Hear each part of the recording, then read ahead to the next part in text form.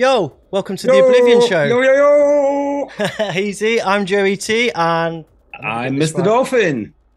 How's it Captain going? Tearjerker.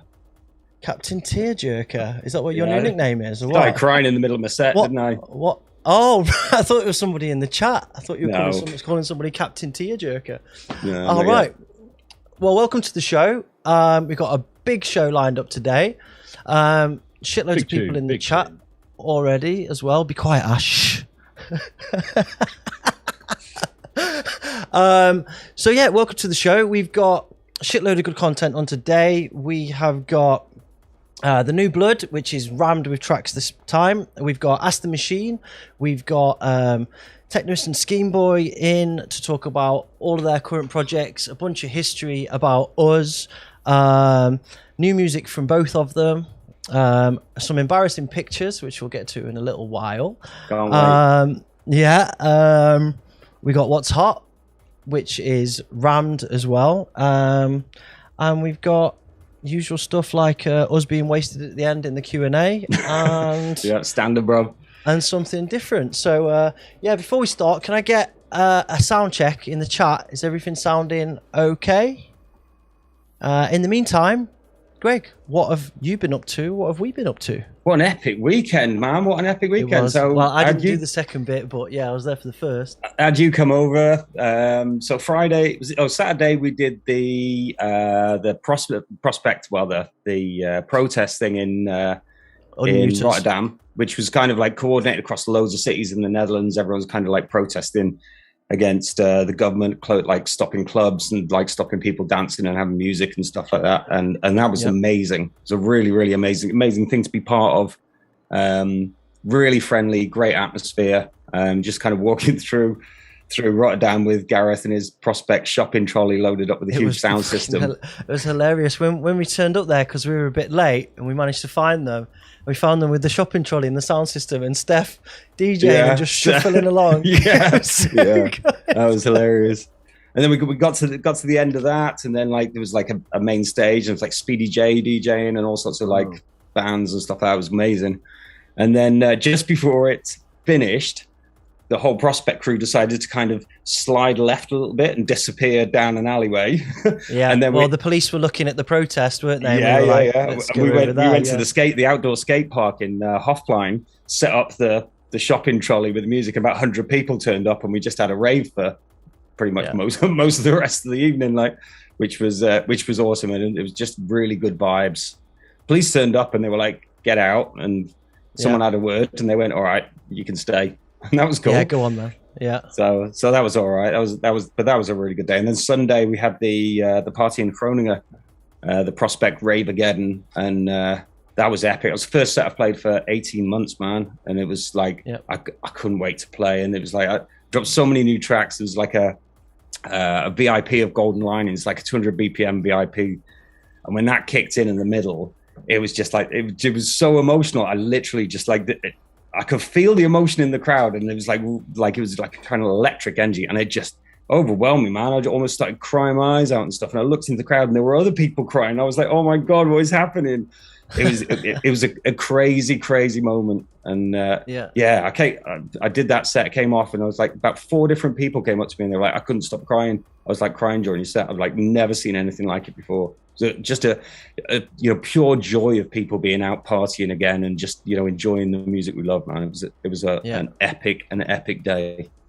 So good times. It was epic. Just the bit I was there. Well, I came to yours this weekend, and we did some music stuff and some other stuff to do with the show, which we'll talk about in a little bit. But yeah, I came back. I wasn't supposed to stay as long as I did, but I came back because I got stuff to do like this and other things. And just been preparing for this and preparing for the release coming out. We've got Oblivion 18 coming out. We've got loads of other projects, so I've just been crushing it, man. It's been good. Standard, bro. So guys in the chat, before we start the show, if you're on YouTube, if you're on Facebook, come over to YouTube, get subscribed to the channel and get in the chat. This is the best place for the chat and the highest quality audio and video. So get over from Facebook onto YouTube. There's a link in all of the chats.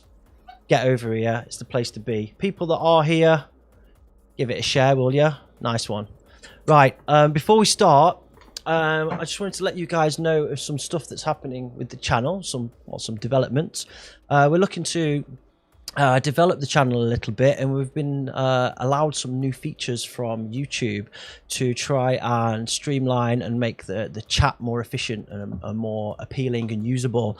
And on the back of that, we've got some more features that we're going to introduce that are going to allow us to expand the channel and bring better content and make what is already, we think, a good show even better and more interactive. So we've got a couple of new features that we'd like to test out tonight. One of them is a feature that's going to allow us to stop spammers, stop people coming here who aren't necessarily part of the community and talking a load of shit or whatever. Bots. It's very simple. Fucking bots.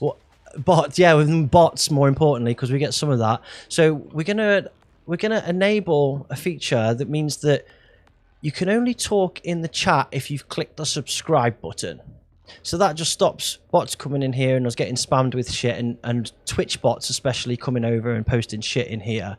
So we're going to give that a try tonight, and I'm going to see what you guys think of it, and let us know if you think it's a good idea or not.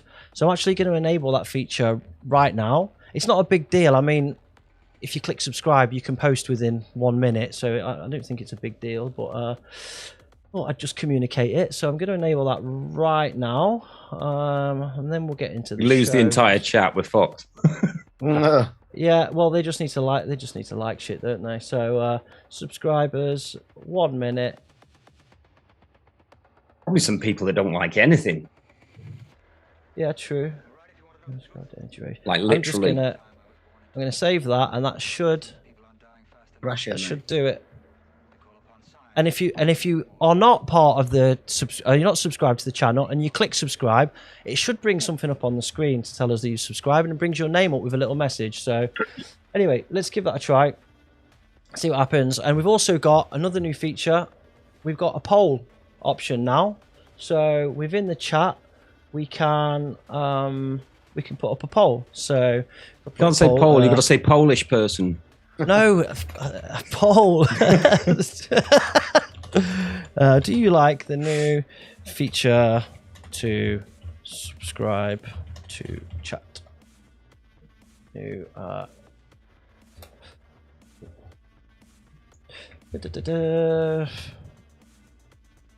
there we go. Yes. Cool. Okay, looks like we're good. No. Okay. Did it pop up on the chat? And I've got a poll there. Yeah. There we go. I put a poll in the chat. That should also give the chance to vote to see if you think it's a good idea or not. There you go. So amazing. We'll review it at the end. Looks a bit pro, doesn't it? I know, man. We're giving places, mate. You know what I mean? So if it's shit, and we'll review it at the end, then we'll get rid of it. But it's just an idea, right? So there we go. Right. Let's get on with the main show because I've waffled loads of bollocks there. Bring these goons on. Yeah, innit. Without further ado, let's bring on Mike Teknoist and Ash Scheme Boy. Woo! Easy. Oh, baby, I love you way every day. The fucking look at the state of him. Yes, man. Oh, God. What have we done, Joe? What have we done? No, Mike's hit his 40s I didn't know you were actually going to wear the hat on the show. Yeah, of course, mate. You've met me before. What are you on about? You just thought it was your wanking hat. Yeah, I am in my boxes, so. Really? Yeah. Oh, We'll my, see. Give us a 12, bitch. Oh, there you go, see? It's boiling over here. How's the midlife crisis? Yeah, laughing. It's great. It's looking great. Yes, it's amazing. I've got a motorbike and everything. So, how are you doing, guys? Mike, how are you? How do you reckon? I think I've seen you worse. Yeah. No, I'm good. I'm actually really good. But I'm really glad that we had to postpone a few weeks because I would have been a dog shit interview a few weeks ago. So I'm glad I'm in this state now. I would have just been a boring black t-shirt like you motherfuckers. Right. This is life. Mine's blue, bitch. He's just got shit lighting over there. That's all that is. And how are you, Ash? Yeah, I'm good. It was really stressy getting everything ready for the big fuck off rave with all the COVID nonsense and having to change date and reorganize all that. So the last couple of months have been pretty stressy, but the party went without a fucking hitch. Yeah, like literally out of all the gigs I put on in 20 years, this was the only one where there wasn't like one fire to put out. It just went really smoothly. Really? That's thankfully. rare when you're running parties, man. Yeah, mate. Literally nothing went wrong. And no one got ill. At least no one that's been people had come downs reported back to us, and we knew of like at least 80% of the people there. So I'm pretty glad I haven't killed off half of Bristol. Yeah, it was cool, man. That makes me sleep better at night. And then I had a week's holiday up north, and then just getting back. And now this week we've got more gigs to put on. So back to work, innit? Place. Right. You know what I mean? We've had a year and a half off. Time to get busy again. Yeah, time to get sweaty again. Innit? All right. Well, it's great to have you on, guys. Like Mike alluded there, this is the third attempt or fourth attempt to this. Once I was sick. Once I was locked in the fucking UK.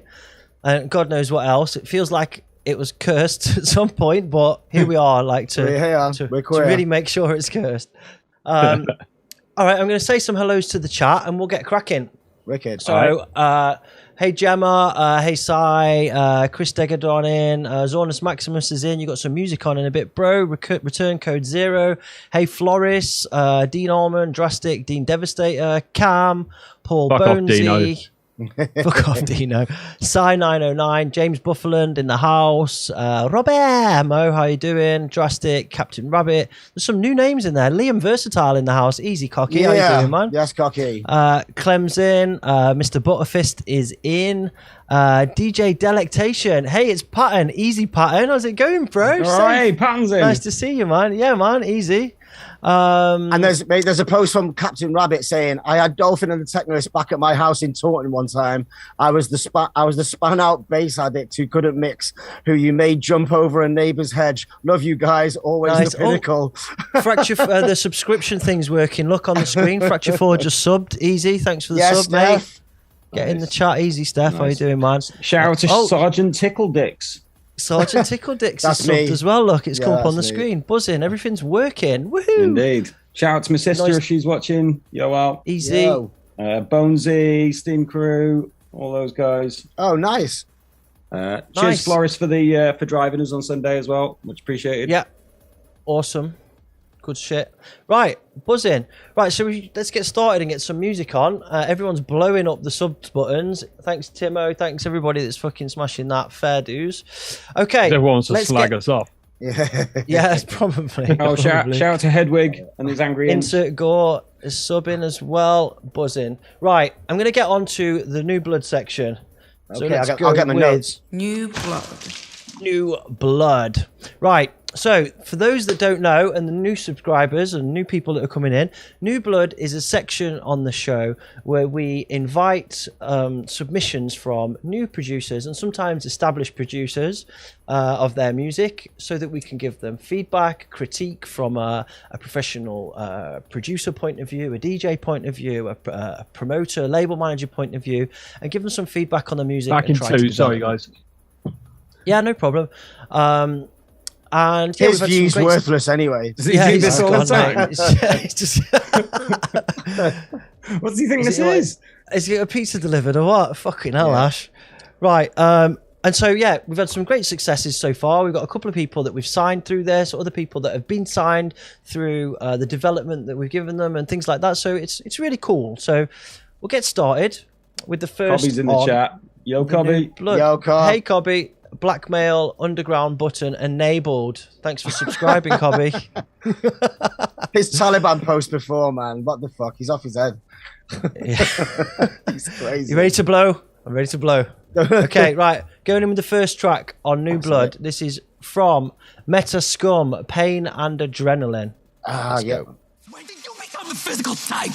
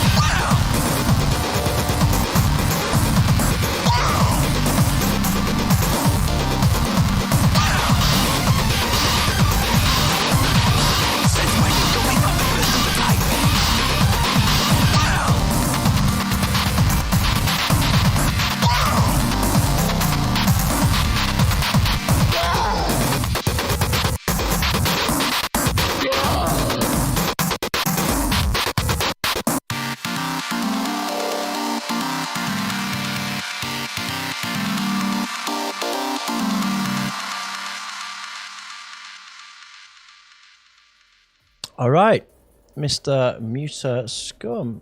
Let's have a little bit of info about this guy. I love this. So, Mr. Actually, I didn't have a bio from this guy. So go ahead, give some feedback, please. Like, I loved it. It's right up my street, innit? It's literally, it sounded like my shirt. If my shirt was an audio file, that's what it sounded like. Like, I loved it. Maybe a little bit more weight and warmth on the bottom end, and something else to make the really, really nice synths and pads a bit more rich and standing out. Like, but other than that, I love the idea. Like, it's right up my street, innit? Yeah. Ash? I didn't hear any of that. Oh, yeah. I forgot you were getting a pizza. No, I came back in while it was still playing. I literally can't hear the music. I can hear the mics, but I can't hear the tune playing. Yeah, I had the same thing as well, so I couldn't hear it. So I listened. Turn the YouTube thing on, like, just for the clips. Okay. That's what I did. No, hold on. Thanks for telling me now. The music's not playing through. Yeah. Okay. I listened to it on my laptop, and it sounded like it was coming out of the laptop. Okay, hold on. That's how all the good music reviewers listen to things. Yeah. There's your mix down advice, kids. Yep. That's why he's telling me different. The advice he tells me. Jesus. Yeah. There's nothing wrong with my tunes, really. Yeah. Just listen to them on my phone, Mike. Yeah, it sounds a bit tinny. Needs a bit more bass. But actually, Ash does message me going, sounds great on my phone when I mess. Well, you've got to check. People preview tunes on their phone all the time. Heathens. Everybody heard it in the. Yeah, it was working on the YouTube, like because I turned the YouTube on, like while I was listening to it. But yeah, the sound wasn't coming through on the on Zoom. Here, Joe. Yeah. Okay. Right, bear with me a second. We'll work around it. Yeah, I'm dealing with it. Hold on. That's not correct. Well, mine's the most important opinion, so like, let's just move on. Really? Yeah. I mean, what else matters? Exactly. Job done. Might as well go home. Yeah. Peace. Nice. Just let Mike do the whole show. Yeah. Okay. Send your delivery man round here, and I will. What do we know about this guy anyway, Joe? Anything? Nothing. No, unfortunately, I didn't have any stuff on him. Which one did you listen to? The Muta-scuM track. Oh, okay, yeah, I had to listen earlier. Yeah, that had some moments, I'm sure. Let me have a flick through. Right, I'm just going to do a test. Oh. Nagadoo. There you go. Can you hear it now, right? Oh. Yeah, I think so, for a bit. Yeah, it came in and out. That's what it did when you first played it. In and out? Oh, we got it. That's it. You can hear it, yeah? Now it's out again. Yeah, I just faded it out, right? Can you hear it now, yeah? Yeah, I can hear that. Yeah? Come on then, move on. Right, we're fixed. Good. Thank fuck for that. There wasn't Get back anything to some riveting wrong. telly. It was, yeah. Right, okay, so I'm going to go on to the next track. And that'd be in the outtakes. Yeah, it'll be in the outtakes. Mechanoid. Don't belong here. Mechanoid. Let me know if you can hear this. Yes. Yes. Great.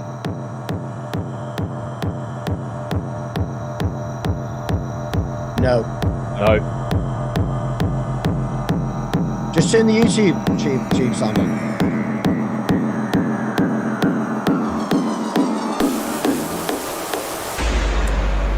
Everything I do is to protect you. Okay, hold on. We've got a problem here. Let me just deal with this. It's working fine on the stream. Everyone can hear it. Yeah, it's fine on the stream. That's what I've been Sorry, listening to everybody in the chat. We could just listen to it on YouTube. We knew the episode was going to be cursed. We've known for months. It's that fucking shirt. Innit? Hey, listen. Innit? Everything sounds good in the stream. Okay. So... Plugged you out since you're ins. No, I think it's the wireless headphones. It's flux capacitor. No, Ash can't hear it either. No, I mean when I take one of the headphones out of there, it stops. It flicks the audio for some reason. Let's try this now. Can you hear that? Barely. Barely. It cuts out whenever we talk.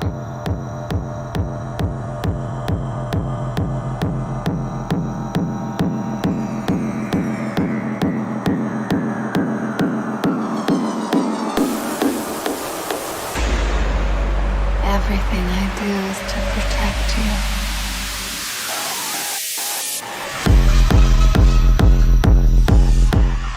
Do you hear it? No. I mean, not really. No. It's like I can hear it on someone else's headphones. You know what I mean? It just sounds tinny and distant. Seriously, just listen to it on the stream. Like, it's fine. Nah. It's going to be a shit show if we keep doing this for ages. No, people tune in for this stuff. That's how they learn. This is the first time I've ever had this problem. You're welcome, Joe. Sorry, everybody in the chat, but this is unfortunately what's happening right now. Cobby's saying I did this at Ironfish show as well. It was not me, man. Mate, I swear Cobby's getting paid to be an internet troll while he's not DJing. Like, he's just trolling everyone constantly. Hey, patrol. He like, hey, good drink, lad. Like, he used to hate social media, and now he's all over it. Like, must be really bored on that farm, like, just trolling heads everywhere. It doesn't make sense because you could hear the audio before. The stream sounds good though.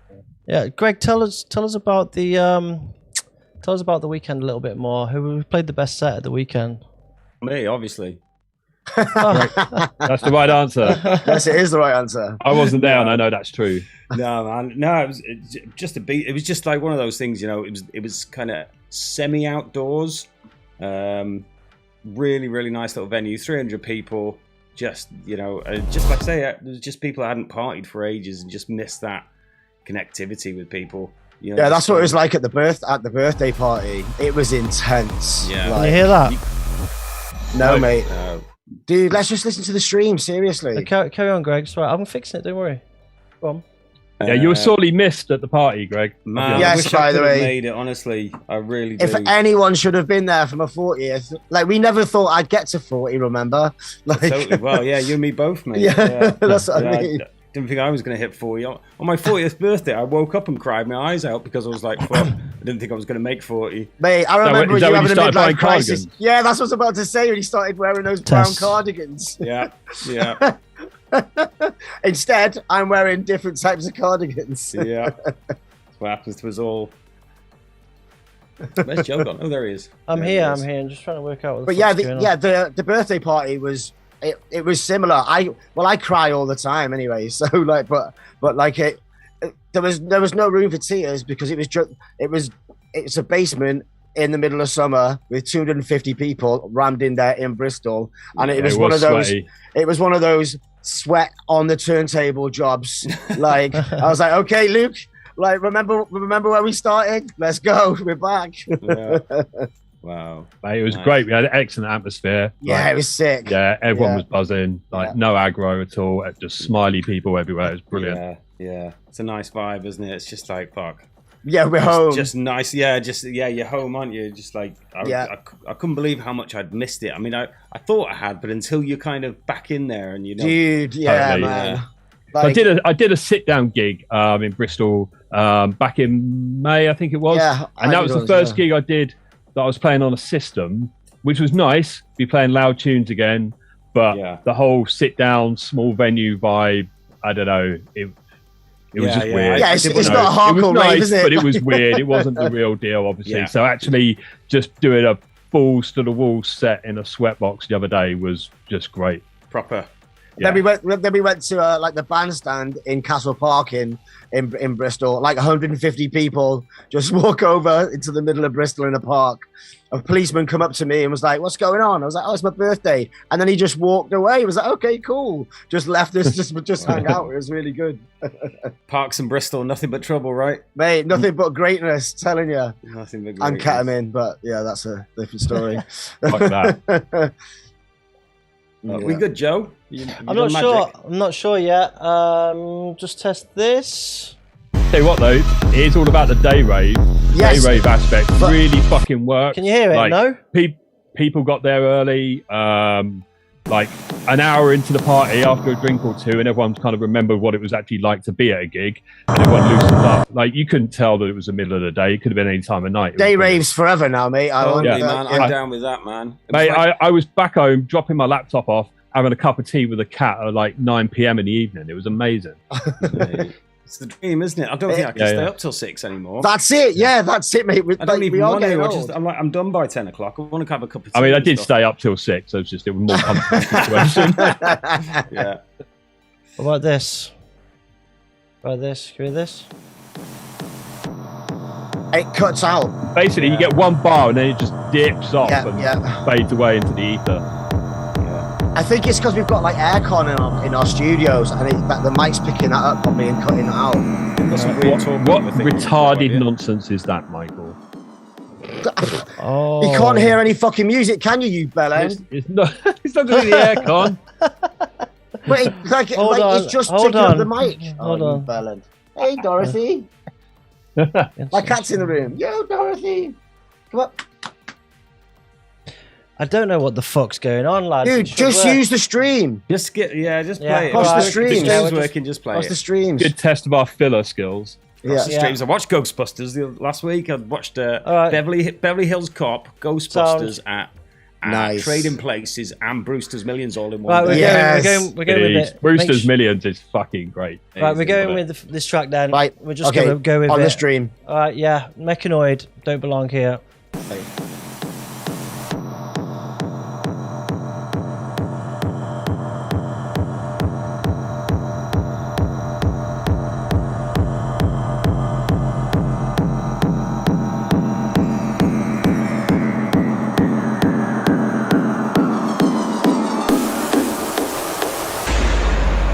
Everything I do is to protect you.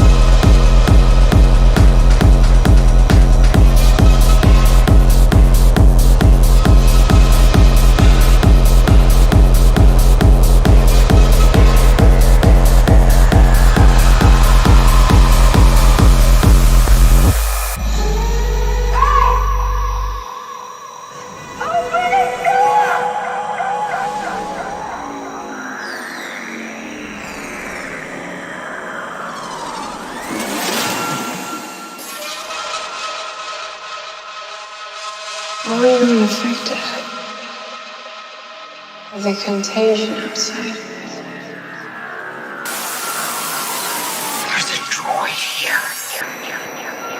Who put that in your head? There's not what you think.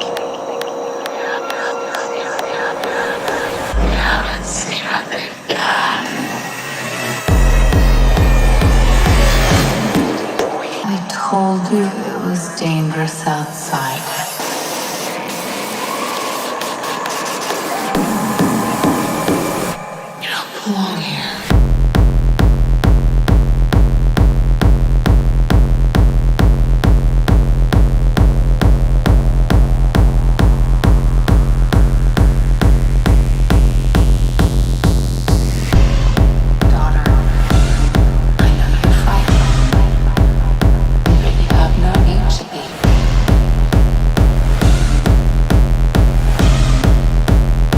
I ever done you harm?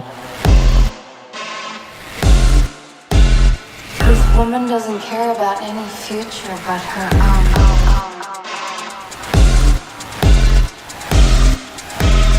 She's very dangerous. Your whole life I've taught you to see the bigger picture.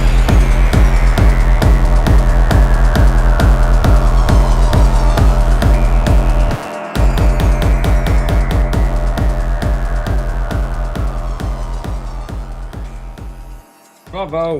All right. Bravo. Yeah, man. Very nice. Yep. Yeah. Golf clap from me. Really liked it. Golf ripple. Yeah. Yeah. Nice. Yeah, that was solid. Really, really nice. There wasn't a huge amount of variation, but the kind of the variation that there was in the percussion was enough to keep it just enough to rolling, to keep it interesting. with the kind of stabs and things like that. It was really nice piece of work. Nice, Yeah. dark. I could see me using that in the set as a mix layer and stuff in a techno mood for sure. Well, I was thinking while listening to it, like it sound like if you listen back to like Luke's Journey of Force and stuff, that era, like that would fit quite well in there, man. Like, Yeah. like but like that Journey of Force as well, like maybe it could inspire him to add some more like metallic percussion in the mid range. More breaks. Yeah, more breaks. breaks. Yeah, you put more breaks in. Sorry. Okay, the chat is liking it too. Fracture 4 man, it's saying good. yes. Mo loving the tail. Antone's liking it. Yeah, it's Well definitely balanced, Steph solid Street, mix innit? down. Okay, well, I've got a little bit of a confession. This is It's my you. track. Yeah. Yeah, Joe, beast, mate. Yeah, this is I take it all back. We all knew that. We were just like, I trying to didn't get know you Of through. course that. you did. No. Well, I just wanted to like an honest opinion on it, so I put it in. Good shout, mate. This is part of a new Rave. thing that I'm doing with my friend, where we're making techno together under an alias And sucking Mechanoid each other off. Yeah, and nice. sucking each other off. And this is the track that I made on an EP, and he's made another one on the EP as well. So Excellent. Nice. Good That's work. really cool, mate. Good work. I'm glad you liked it, man. Thanks very Yeah. much. Rubbish. Well, I wanted to do it properly and not say anything. No, that's a before good move, because- mate. Hey, it's Yeah. a brave move as well. Yeah, Fair play to you. yeah. I Look, wouldn't have he's said brave, shit if mate. everyone hated it. He's not running into a house to save a baby. Like, This is way harder. Getting critique Right, on I'm your just tune. going to try okay. something really quick. Hold on.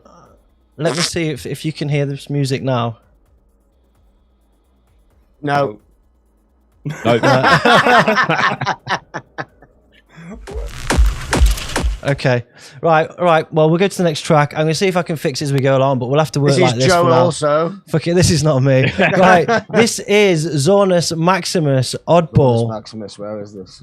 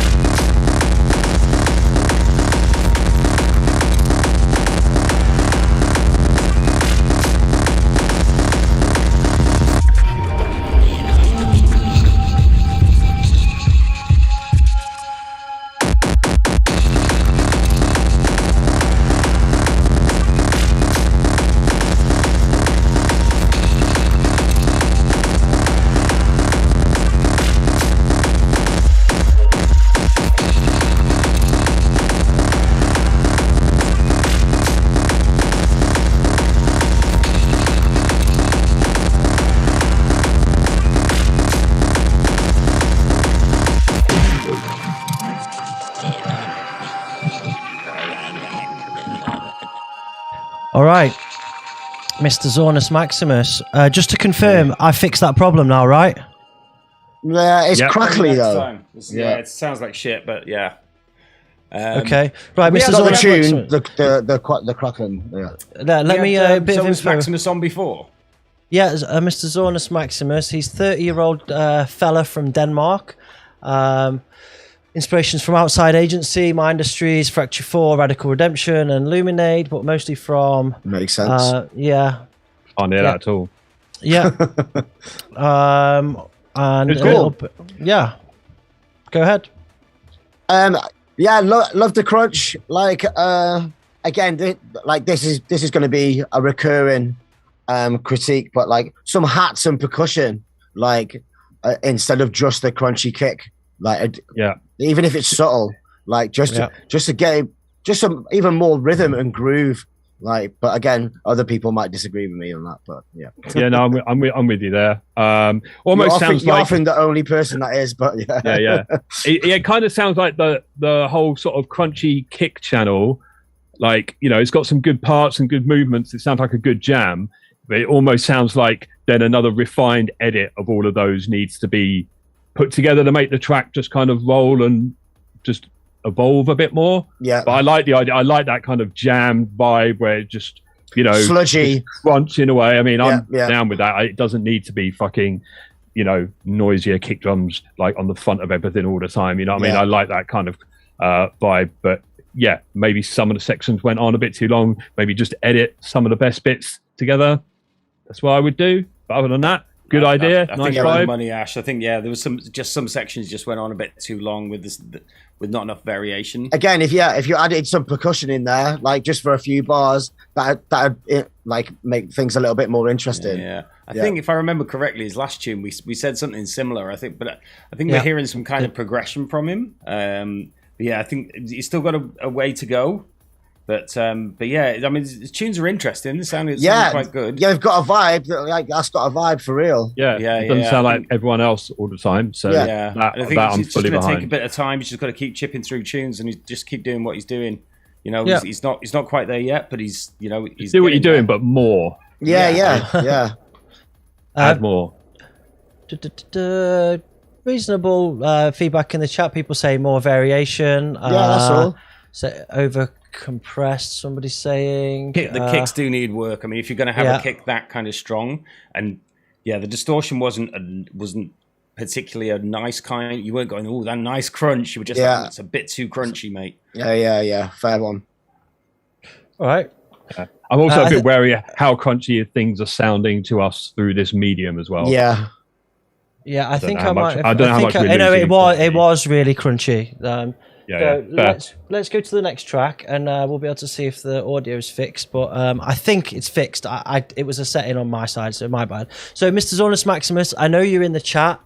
Keep it up, man. Keep sending the tracks in. We'll keep giving you feedback. Safe. Yeah, keep crunching kicks. Don't worry about that. That's the right bit of what you're doing. Yeah. You know what I mean? Like add the warmer subber end to those crunches. But yeah, a few more variations. Just jam it a bit harder. Get some extremes in some of the fills, and you're well away. Yeah, man. And don't listen to Hellfish in the chat. Yeah. I was just, mate. He's fucking. I'm telling you, he's being paid to be a troll. Like 100%. Right. Next up, Offish. Offish? I love this tune, man. Offish. This is great. Garden of Eyes. A good Let title. me know if you can hear it. Good Okay. start. Yeah, fuck off, fish.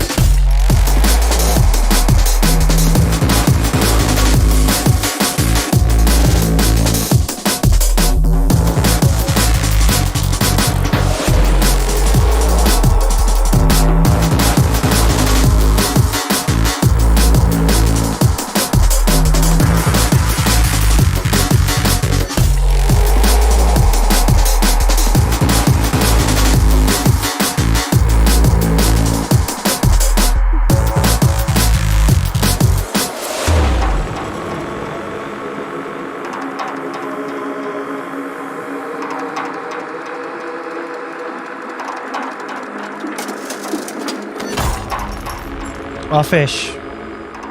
Garden of Eyes. Mate, I'm all over that. Yeah. Like, same. That's right pro up as my alley. fuck. Yeah. It's Joey. It sounds like old hard leaders, like even like old Cobb and Luke on hard leaders. Joe, they did on High Octane. Sorry, Joe. That kind of suspicious circumstance and that, like that era of hard leaders was fucking rude as well. Like early 2000s D&B, dark D&B style. Yeah, like really old Panacea when he was really like industrial breaks and atmospheres and around stuff. Wormhole as well. Like, yeah, man. Like, but no, I love that. I could definitely see me playing that. Yeah, like, love it. Which is ultimately the best review you could ever get, isn't it? Yeah. Well, it's true. Would I play it at a gig? But you play Girls Aloud at gigs. Well, fair's fair. A little about There's Offish. a lot of industrial techno that's not as good as Girls Aloud. I'm sorry to say. a bit about Offish. It's his second submission for the New Blood. Huge thanks for the feedback and the support I got from you.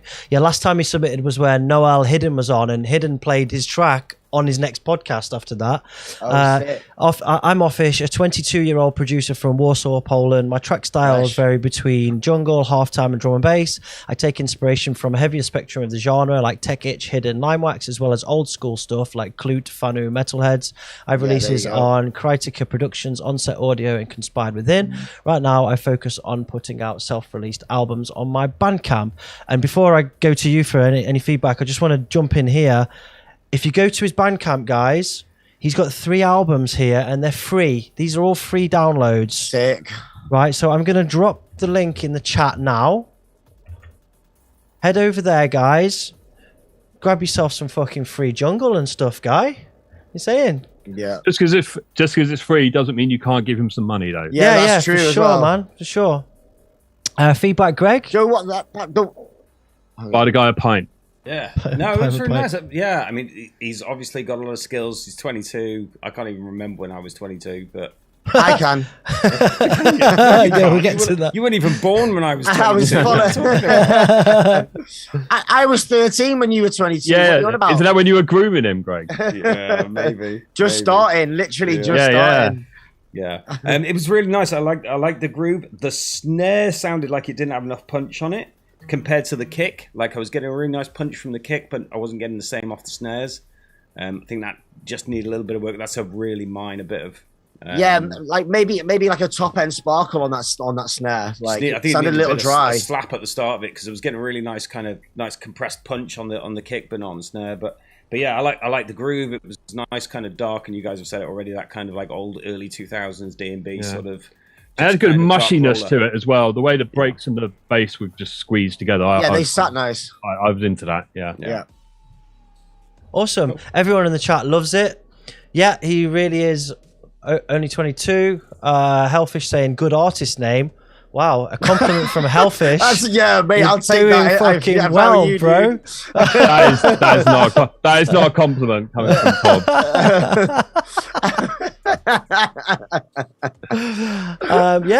Good work. Fucking brilliant, man. Brilliant. Real. Good stuff. Next up, we have got HISSATSU with Raining Glass. Let's go. Right.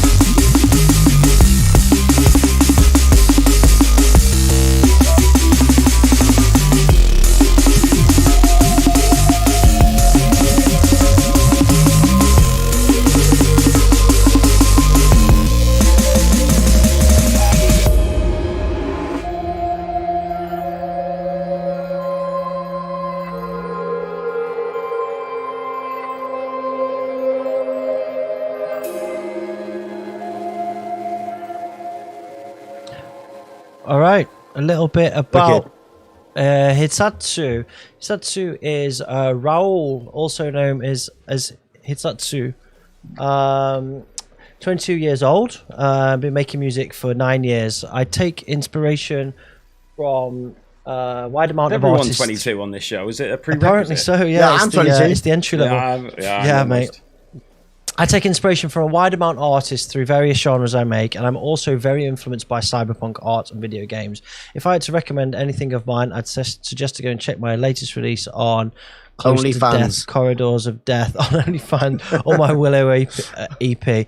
Okay, so yeah, cool. HISSATSU, Raining Glass. It sounded like and again, I say it sounded like a lot about things. It didn't sound identical, but it's definitely influenced by Lucio Di Ramirez.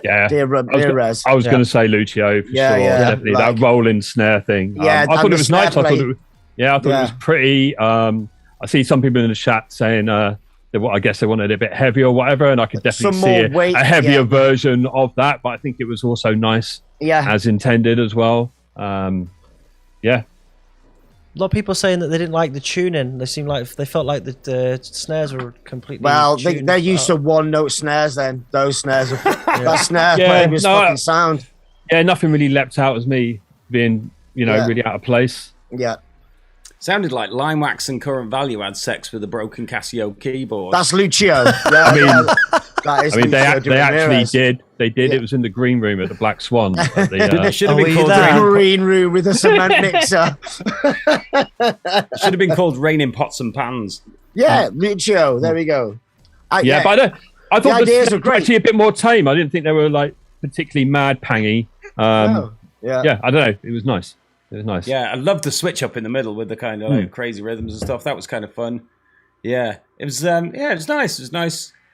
As with everything, put more syncopation in it. That's my advice for everything. You know what I mean? Yeah. Needs more polyrhythms. Right. Yeah, especially with like a roller like that. You want to fucking start bending that around a bit. Bump it up. All right. Awesome. Bend it round a bit. Useful production advice. Remember that Milanese? Was it Milanese track? Caramel Cognac? With the snare that kept going out of Caramel Cognac. Oh no, it wasn't. It wasn't Caramel. It was. I know the fuck. It was on Warp. I've got the fucking record. Yeah, I remember the snare. It's going out every beat. Is it the Barry track? And it's got the how fucking whatever number it is from Space Odyssey sample. Anyway, that snare just drifts round the grid, and it's a fucking nightmare trying to mix it on vinyl. Yeah. Mate, Greg, do you remember when at the that Moo party that we played, and we asked him about it, and he was like, "Yeah, all I did, I just moved the snare fractionally, just a bit every single bar, just a fraction, no rhyme or reason, just a little bit. Just moved the like one big snare of your bar, and he just moved it back. It was so bad. Anyway, good tune. Topic. Yeah, good tune. Yeah, great tune. So, it's okay. Okay, I'm going to go to the next track. Mozz, Underground, bit of hardcore. Let's go.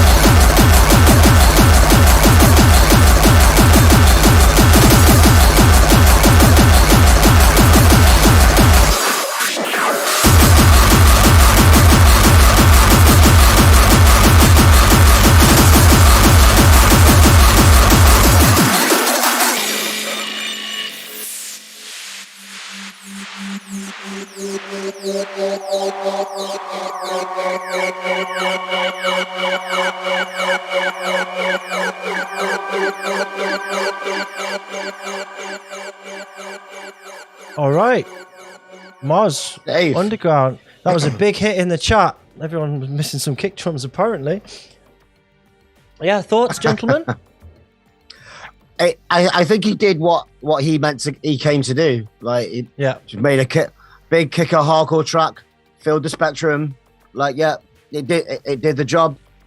Yeah, I mean, yeah, it was a competent kind of, you know, this is what hardcore sounds like kind of tune. My only criticism would be that I'm probably not going to remember it in a few minutes.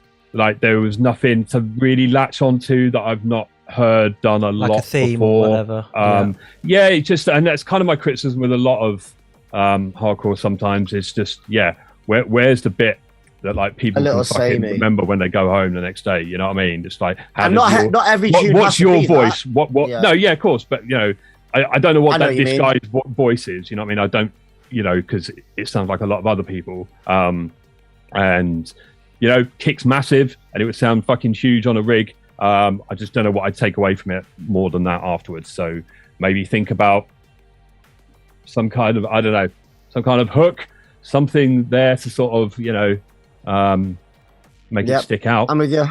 You know, the trouble is though, when your kick's that maxi, it's hard to fit any space, you know, for anything else unless you carve, you know, a good amount of space. And personally, I like, no offense to Mozz, well, maybe it's probably going to be offensive, but you know, I wasn't a big fan of the kicks. It was too much noise, and there was like, you could kind of hear that was layers over it, but they were just lost in the noise. Of the kick. Okay, yeah. It didn't, like, the sub could have been cleaner and had more warmth, and it kind of sounded like the kick was just one big kick that had been just crushed, just through swallowing, yeah. And you know, that had kind of distorted the sub, and kind of the whole thing had become a bit mushy. And I think it could have been a lot cleaner, but I think, you know, your comments are valid as well. I think, you know, it could have done with something like a takeaway thing, you know, something you remember out of it. But not an M&M sample. Yeah, like an M&M sample. No. I think that's what he was going for. Well, normally he makes like terror and faster hardcore, and he wanted to make something that was like really like an industrial sounding, chuggy, heavy, industrial, chuggy kind of stuff. Yeah, to and he's done that. He did the job, yeah. And he has done that. Like, if I'd walked into a big squat party warehouse and that was playing, I'd bounce around while I was drinking my beer. Fine. But holding your ears because the frequencies would have heard. But you know, is it enough that's going to make him stand out from everyone else? I don't think it is at the moment. But if you had other artists on as guests, like, they'd probably be bang into it. But like me and Ash, we'll go a different direction. I think it's fair feedback. Completely. Completely. Fucking right it is. Well, you know, we're not being a dick. Well, it's just That's all. It's just an opinion. That's all. But like Mykoz says in the chat that he's got a lot of things going on. He's got a lot of terror stuff coming out, and he's got a lot of other releases. And he did a release on an Oblivion. Actually, he was one of the competition winners. Right. Okay. Pretty talented guy, trying his hand at different things. Oh, clearly, cool. Clearly. Yeah. Oh yeah, absolutely. Yeah. But yeah, like I say, I'm not going to remember what that tune sounded like tomorrow. Yeah. You know, that's my takeaway from it. Kicks in that. Yeah. It's the tune with the kicks. Right, next up, it's our friend Tones. Tones, in your DNA.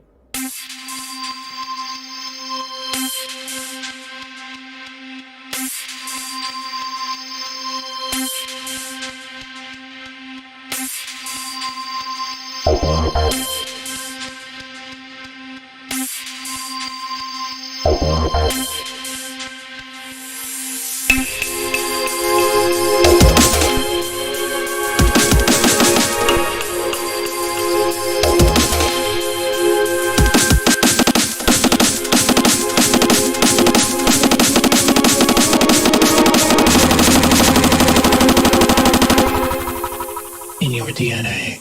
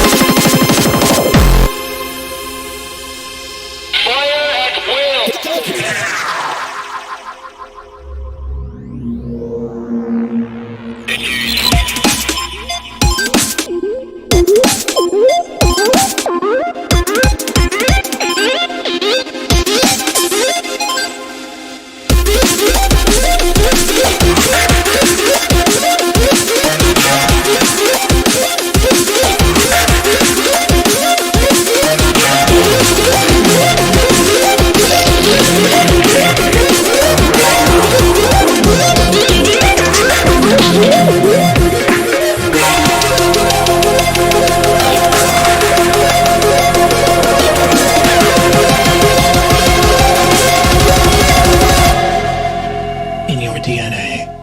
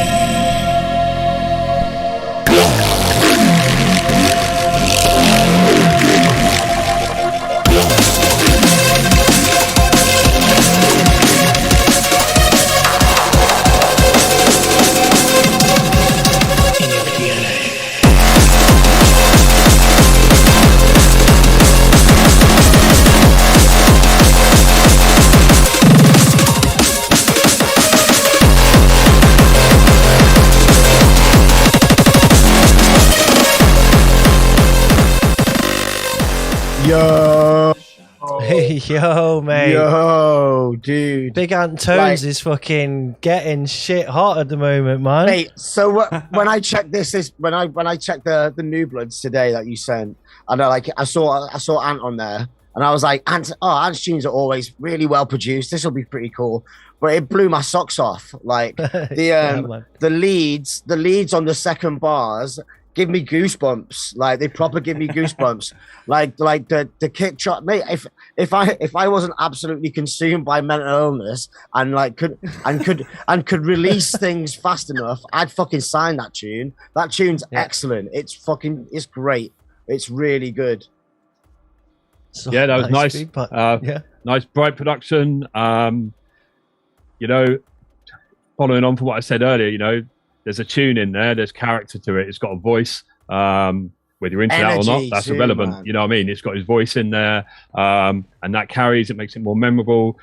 My only real criticism would be, I would give a bit more oomph on the breaks in the fills and get them to pop out of the mix a bit more, basically, because the kick's massive, but yeah, get some of that percussion just to pop up in the fills.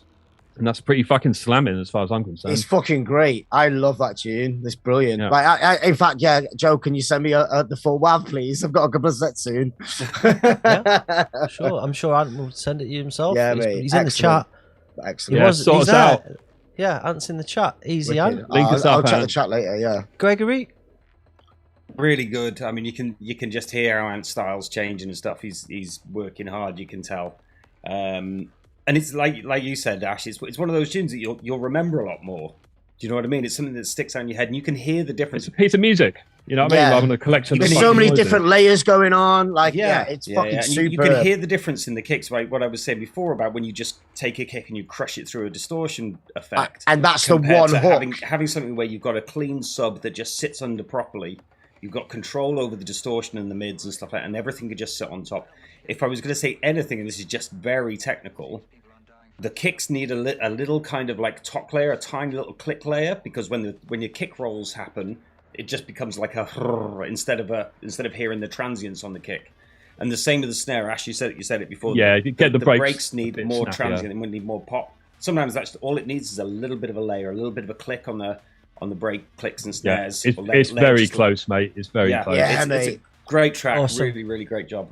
Again, ideas amazing. Yeah. Just a little bit about Ant. He says, I hate saying stuff about myself. Amen. I hear you. We'll talk about it. It's fine. I'm a UK hardcore producer who's released on Provoke DNA and North Extreme. I retired in 2013 due to following other pursuits and family commitments. I'm trying hard to refine my sound to stay standard with some amazing help from Greg and also following the classes with Heresy. A little bit of background behind the track. It was written during lockdown while spending time with my friends online playing games. That's me. The samples reflect the games I was playing, and the In Your DNA represents bringing back old friends and returning to something that has always been a part of me.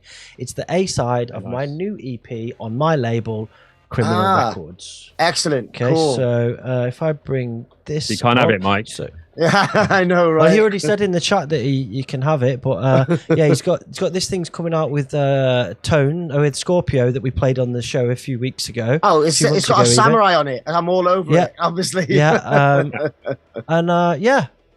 So buy it, mate. Get onto it. Get over to Antone's fan page, give him a like, and yeah, big up, Ant. I know how hard you've been working. I know how much energy you're putting into this, and you're smashing it, mate. So big love, man. Respect. Yeah, big love to Ant, mate. All right, safe. And by the way, everybody in the chat fucking loved that. So right, okay, yeah, wicked. it's correct, man. Keep going, bro. Love you. Yeah. Right. Next up, Mykoz. Don't be scared to put music in your tracks, people. Yeah, that's it. Exactly. Don't be scared to do that. Like. Next up, Don't be scared. Mykoz. Just the beginning, 2021 remix. At the time, I was kind of going through a heavily stressful situation of having this internal struggle going on. And the choice was following a path of stability and money, or follow.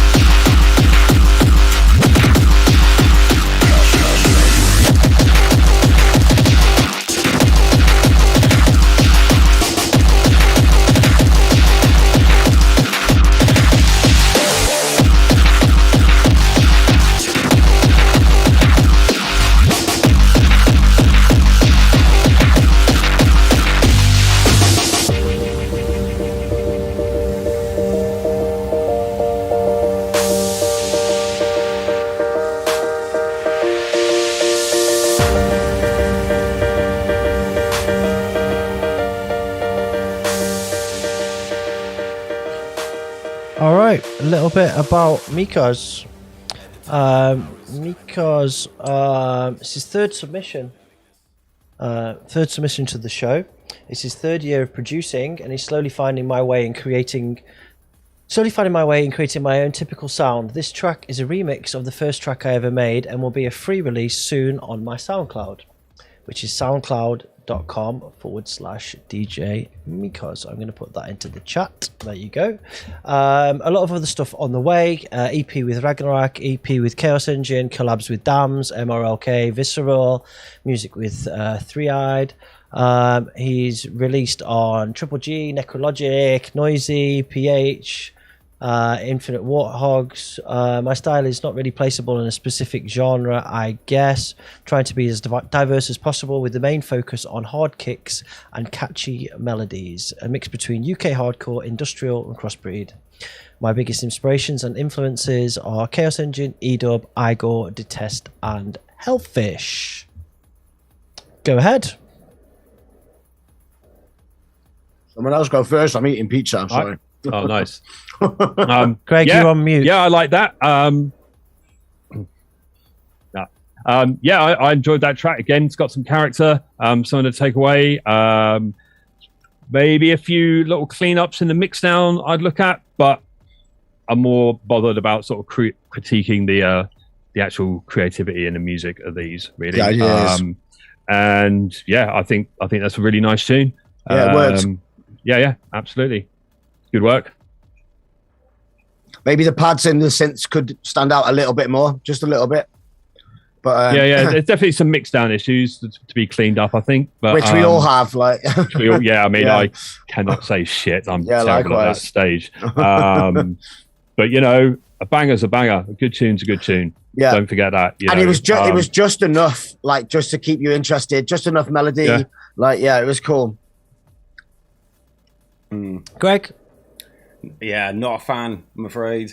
I don't know whether it was me, but I was like getting some serious tuning issues. Like the intro snare, the snare was like two semitones lower than the kick or something weird. That was like it was out of key and it was like too flat. It was like it had lost all its kind of top end. He'd like pitched it down and it was out of tune. It sounded like to me, and then the main kick sounded like it was like too low for the piano as well. Or the piano needed to come down, but the whole thing needed a bit of sparkle. That's fair. Or some space, like it was all a bit like the snare rolls, the break bits. They didn't have enough punch, volume, brightness, and stuff.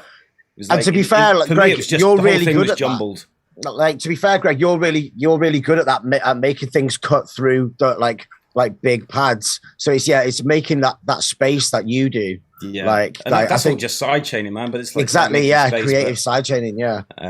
But like if you took that kind of just piano loop out, there wasn't much left to it, to be honest, other than a bit of a messy mix down that felt a bit out of tune. I know that sounds harsh, mate, but I think you need, you've really got to kind of think about the elements and how they sit together and how they work together as well. There is something there, though. Don't get that wrong. Yeah. Sure. I thought it was a really good tune. Bless you. Yeah. That's all good. And Joe's on his phone, so that's how much it grabbed him. Yeah. No, I thought that the kick over dominated the mix completely. Yeah, that's it. Yeah, I thought just that all of the space. other elements didn't shine through. I know you said it already before, but it felt like there was like this big layer of kick and tail that was kind of over the top of everything, and I really liked the piano and like all of the different elements, but it felt like once the kick came in, it just crushed everything, and it was just like warmth. It was all brick wall. That was how it felt for me. It swallowed the other dynamics and the other musical parts. Yeah, but it could just be that creative side chaining. It's like but yeah, that's what I thought. Keep on keeping on. Yeah, keep on keeping on. Every time you send us stuff, you get better, Mykoz. And I know you're working hard. I know you've got a few EPs coming out. So yeah. And you're getting the music content there. That's for a lot of people. You started to do that. That's the hard thing. Getting the rest, that's actually a lot easier. You know what I mean? That's just engineering, and that's just like right and wrong answers. But getting the creativity and the musicality right. That's the fucking hard bit. So that's what people in the chat liked it. That's what you've got going on. Liked it. Mykoz says he will work on it. He agrees with Dolphin. Thank you. People like the melody. This is the thing. This is the thing that got me with it, Mykoz, is that the melody was really nice, but then when they kick in, it was just it felt like it was lost completely. Swallowed. And I really liked that part. So just find the balance, bro. That's what I think. So a trick you can do with your like kicks and snares is really easy. Is you just sample Cobb. Sample Cobb, yeah. who samples everybody else, yeah. But with your kick and snare, you just have your snare a third or a fifth up in the same chord. So if you say you're playing a G minor and your kick is on the G, then your snare is on the A sharp or B flat. or the D, and out of that you'll get like a really nice, because then you're kind of you're making the chord, you're making the actual triad out of the different elements. So you get you essentially from a you're right, because they're not fighting for the same note either as well. From a transient kind of sound, percussive sound, you still get a kind of bum bum bum bum bum, and then you get the kind of like the drive off it. But the snare was pitched too low in the intro and stuff, and that threw me out straight away, because it wasn't giving me a kind of like feeling of the piano and the intro like leading up to something. It felt like it was going down. So things like that, they will help. And also, like Greg, and you're really good at this, using like a ghost kick, like a ghost, just like the beginning of a kick, just to duck out the rest of everything, to make some room for his piano and for his music. Are you eating? Yeah, man. Yeah, I think so. Nice one. Yeah, mate. I'm a renegade. I just had a Trek bar as well. I'm a renegade, mate. Awesome. Hellfish says his cousin Vinny's going to come and pay you a visit. Awesome. Right, let's move on. Mykoz, keep up the great work, man. Yeah, mate. Respect. Yeah, for real. Next up, Carnage. Should we have a shot, by the way?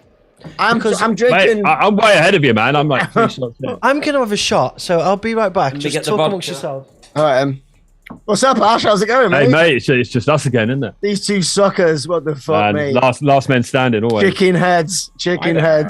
Hey there. Let me go and get my glass then. Be civilized. I got a nice. No, I'm not shot in this whiskey. It's way too nice. Last episode was we had cocktail hour, and everyone made really nice, pretty margaritas or something like that. And I fucking forgot to get all the ingredients, and ended up just having like a Polish vodka with a bit of plain lime juice. Is right, mate. That's a sit off cocktail. Gareth sniffed chili and salt. Yeah, I heard this, man. Down. His nose exploded and he passed out. Finally, his nose exploded. I got mezcal tequila. What's up? Posh. I'm rocking the Tuaca. I'm rocking. Where am I? There we go. Black Label And Johnny if you're drinking Walker. at home, Because I drank all the brew. Vodka from the Polish shop. Oh, that was tequila the last show. Right. Oh yeah, that was me tequila margarita, wasn't it? Tequila Cheers. Mockingbird. While we're mate. waiting, Ian Sorry says, "What is your favorite kind of pizza?" Blended baby. What's my favorite? Babies taste best. I'm the favorite. They do, man, especially when they're blended. Blended. Like veal, isn't down. it? They're always shake. better as babies. It's like I was a talking about the post-workout track. Anyway, shake. cheers. Cheers, guys. Cheers, guys. All the best. Cheers. Oh, Yes, mate. David. Cheers, Cheers at home as David. well. love you lots. Peace. Prost. Right, next up, Carnage Core. Galactic. Let's go. That's it.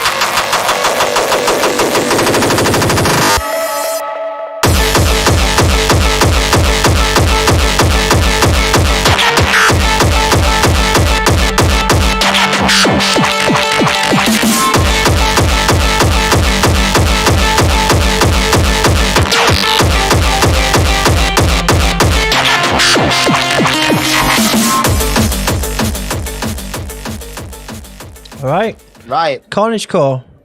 Love the energy. Mass duo. Yeah, go ahead. Go. Yeah. Love the energy. Again, it's that whole issue of kicks swallowing the music. Like it needs that side chain to duck it out just at the very beginning of those kicks. Like but like the energy, yeah, it was brilliant. Like really good. Maybe a bit of width on those, on like the pads and melody bits. That would be cool as well. Cool. I really enjoyed it. I think there was a lot of good going for it. One thing I didn't like was at the end of the breakdown and the build up back into the second drop there, I just felt like the switch to the kind of cliche doubled up thing kind of cheapened all the musicality that had gone up until that point. And I think maybe that switch and that build up you could actually develop with more of the synth stuff that you were doing, I think. And generally I would say maybe a bit more sound design evolution in those arps and melody parts as the tune progresses, make it a little less static. Musically it's quite nice. I just think sonically it could maybe move a bit more. Had more layers, yeah. That if that comes across well. So I agree, Ash. I think what they've got there is they've got a counter melody, but they're missing the main hook. Right? Yeah. It's like the backing track without the singing. Yeah. What they've got there is the kind of like they've got. It's almost like the response, but without the call. Do you know what I mean? They've got the kind of the answer, but they haven't got the kind of question. So it needs a kind of like a hook, a drive, on the one or something, whether that's a vocal or. The vocal would be good. The call and response thing you mentioned is a good point, because actually, as a backing track, there were moments where there was good call and response between different 4-bar sections, and synths going wider, going thinner, and whatever. But yeah, the melodically, that top end synth work could just evolve a bit more and do some harmonized variations on. But the energy is a beast. But the idea is there, some really nice tune. And like I say, maybe that last 4 bars of your build up is that second drop. Yeah, maybe do something a bit different with that. But that's where there's some tracks that works for. It's cliche for a reason, and it does fucking work. Yeah. But this was quite a nice melodic, pretty track, even with a hard kick under it. And I think that maybe focus on that, which is its strong point, as your way to get into a second kick. Again, it had a little bit too much kind of crunch and noise in the mids, and that took away from, especially when you're working with very melodic pieces and stuff, where you've got nice synths and stuff like that. You either lose the warmth off the synth because the mid of the kick is crunching, is eating it up, and then you kind of lose a bit of the warmth of the sound. So you've got to kind of just tame that distortion down a little bit in the mid to let the warmth come through on the synths. But I think all it needed for me was just needed like a big hook. It just needed either like a strong vocal or a synth at the start of the bar. Yeah, on the on the one or the two. Yeah. You then offset with the second part of the melody. Because it was going somewhere musically. It just didn't. And it'd still work. That'd work on a dance floor as is anyway. Totally. But I think I think that could evolve. All it needs is just another big layer, a bit of work on mixing down the kicks, because the kicks didn't have a warming up sub either. It was just a bit cold down the bottom end, as I'm sure Mike knows. You're a fucking knobhead. I'm teasing, mate. Well, I have got the aircon on, and like I said, I am. You are in your boxers. That was the joke. Yes, you don't have to tell me that was the joke. Well, sign up a good comedian. Yes, mate. To explain your joke. I really like these guys. I like the trancey hardcore thing that they're doing. Yes, I love it. In fact, we've just signed an EP off these guys for tracks cool, man. They've put through the New Blood. This isn't the first time on the New Blood. I think they've been on 3 or 4 times, so we've been like working with them and helping them a little bit. So yeah, we just signed an EP from them, but this is a new track that they've been working on. So yeah, keep up the great work, guys. I remember you showing us their tracks in the hotel. I did. I played them to you when we were in Bristol. What is this? Yeah, mate. These guys. They were fucking really good. Yeah, wicked. Nice. So keep up the great work, guys. Awesome. Yeah, and it's good feedback. Take that feedback on board. There's something there again. Yeah. All right, let's keep moving. Last one I'm going to do today in the New Blood. We've got our friend Chef Bozwan from Bristol crew. Oh, Let's go. Was that the party? Yeah, man. Was that the party?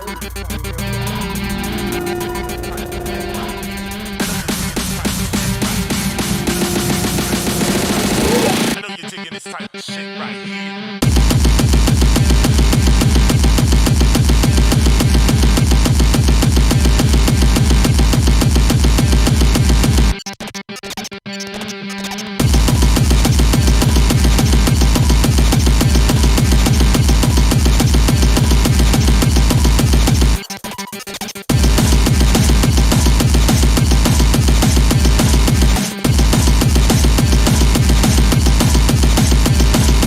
Play the fucking track!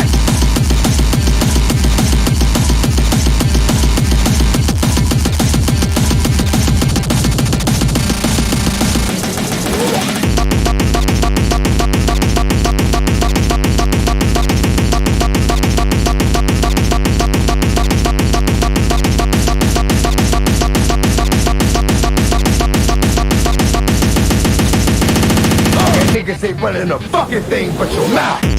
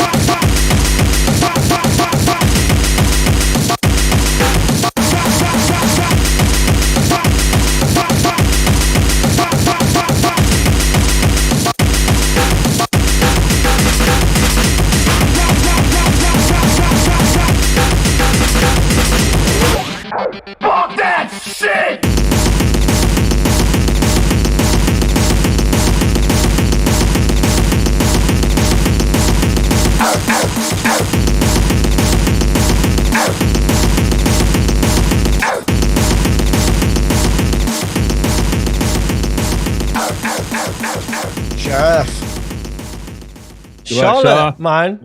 Yeah. Fucking like started with some hard techie kind of vibes and some hardcore shit. They went breakcore and then Bristol went as Nazem fuck. and then just Bristol went fuck as you. fuck. Yeah, boy. So so full disclosure, Shah is playing at my first Varispeed socials night starting this Friday, which I know we're going to yabber about later. Friday. But this Friday, first one that's coming around quick. We've got Shah warming the room up with that kind of stuff.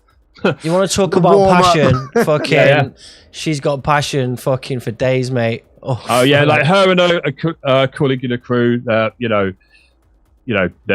doing shit in Bristol. They're trying to be active. Breakcore's taken a bit of a fucking back seat in Bristol for the first time, as long as I've known it in the last. It took a virus. But there's people getting a hunger for shit again, and it's nice. And it is nice. My regular event and things that Shah are doing, hopefully give a bit of fucking enthusiasm to the core back in Bristol, which is badly needed. That's the plan anyway. So big up Shah. As far as the tune, the tune was good. It was a little dry. Like the breaks were a little dry. Maybe could do a few layers on there. But like the switch ups were really cool. Like I think that for me the first minute or so definitely needs some more attention. I think, but like after about 2 minutes or so into it, with the breaks coming in, it starts getting busy. Oh yeah, just getting pure fucking early 2000s Eli Muff squat party vibes. Muffy, mate. And that that shit's fun as fuck. So and then fair play. And then what sounded like Cobby going motherfucker. Like, I often think like how many times has Cobby said motherfucker in a tune? Like, I thought how that many sample was times? isn't that like a Disciples of Annihilation or a Nazenbluten sample? Oh no, yeah, DOA, yeah. Yeah, Run it it hard, was, motherfucker. Yeah, Run yeah, it yeah. hard, motherfucker. I mean, the whole Greg? thing sounded a bit like a parody of like early 2000s Nazenbluten and Yeah. that sort of stuff. Yeah, it's got that Yeah. going on for it. for It's sure. cool. You can tell that they've got very poor monitoring conditions because the mix down's all over the place. It sounded like they'd sampled everything off YouTube videos at 480p. I mean, if that's the sound you're going for, you know, more props to you. But It's the Yeah. Bristol squat sound. I mean, yeah. I mean, it's certainly quite authentic to that early mid 2000s kind of scratchy core. yeah. But yeah. But it had loads of energy. Once, Yeah. the second half definitely. Once it got going, Second half it was just fun. You know, drunk at 6 o'clock in the morning, throwing your beer. Yeah, in the air. you'd absolutely have it to that. You know, obviously there's some work to be done, I think, mix down wise, but as with all of us, Nasal Bristol. you know, it's got energy, the vibes there. I'd maybe beef up the intro a bit. It's a bit dry, a bit thin. Yeah. And carry on, move on to the next tune, Shah. Keep getting better. Yeah, Sharp. Big up to you and your movement and your energy. Keep going, man. Absolutely. Respect. Nazen Bristol. All right. Bristol crew. Nathan Bristol. Like we've done quite a lot of new blood now. I'm gonna cut it there. We're gonna move into the next section because I think we've done enough of that. Woo. So thanks to all the people for the submissions. Respect. It was a Well pretty played, good everyone. new blood. There was some Golf good Ripple. stuff. I gotta say, We're not doing Joe, the.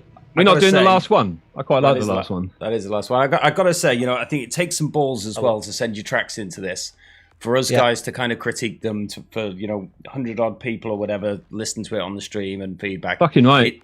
It takes some balls, you know, and I've got the most respect for people, even if it may come across a little sometimes like we're being a bit overcritical, you know, maybe from my perspective or whatever. But you know, I've got so much respect for these guys doing this stuff, and you know, keep on doing. You know. Oh yeah, and to be honest, and the thing is that the things. Sorry, Mike. The things you're saying, Greg, aren't wrong. You know what I mean? You're not being a dick. It's constructive criticism, and you can't just keep bluffing people and telling people they're good when they want to get better. They want to know how to get better. So, and if it makes you feel better, I send tracks to Greg all the time, and like Greg critiques me the exact same way. So it's by like ghosting you for 6 months. No, that's not the exact same way, is it? But it's the same though, and that he does it to me and always fine. That's why I send it to him, like because you can send it to some people, your mates, and they'll be like, yeah, it's safe. But like, if you send it to somebody that you can trust and like to trust to break your ego, send it to Greg. You're good. I had to give Greg constructive criticism the other day. I was shitting myself. I heard. Yeah, but everyone. It made me feel happy. But taking feedback is an art in itself, you know. Yeah, man. Because of course. at first, you've got to be open to it. Yeah. You can take it as being kind of, you know, quite a harsh criticism or someone being negative about you, but purely it's, you know, they just want you to be better. Yeah. That's well, all. also, I think that like the success of like some of the people that have been with us since day one on the New Blood, it tells its own story. The people have listened to feedback. They keep coming back stronger and stronger and stronger. Hey, I'm going to call out some people like Butterfist, fucking Carnage Core. A few of these people, they keep coming back, and every time we're like, "What the fuck?" Like it's great, man. This is a great feature. We all need it. We all need. This is a great feature. Like we didn't have this in the early 2000s, so yeah, this is great. You know, we all need it, no matter who it is. Just like I didn't even have the internet when I started, so. During the war, right? Make it hardcore on an abacus. I'm going to jump out of New Blood. Let's go into our next section. Next section is actually about you guys and us, I guess. Oh, so, no. yeah. Oh, well, I'm just drunk enough. Yeah, right. Can I request a quick piss break before we get into all that? Jesus. All go video, Joe. Where's the videos? Actually, before we go into the next section, you're the director. You should be prepared. I'll start spitting some bars. It's all good. I'm a bit drunk now as well. We've got some a tutorial video from Death Machine. Oh, safe. Okay. Yeah. So we've got a nice video here. Anyone from got Death any Machine. numbers? Next for Ask the Machine. We'll be back in 2.5 minutes. Over to you, We'll get Steph. shots.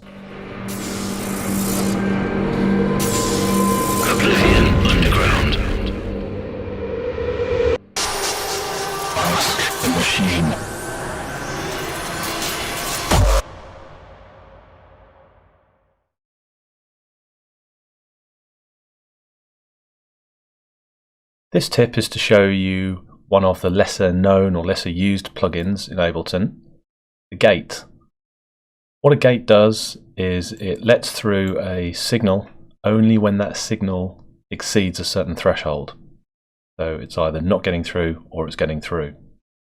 And where this can be useful is taming things like reverb tails, which normally would muddy up your mix and cause you problems in mixdown and balancing the overall track. But one of the things that I sometimes do is when applying a reverb to a sound to make it bigger, I'll then gate that reverb tail so it essentially gets chopped off and the sound still remains clean. So what I'll do here is I'll just demonstrate this. I've got a very basic sound here just from a Ableton device, which is pretty boring and also mono.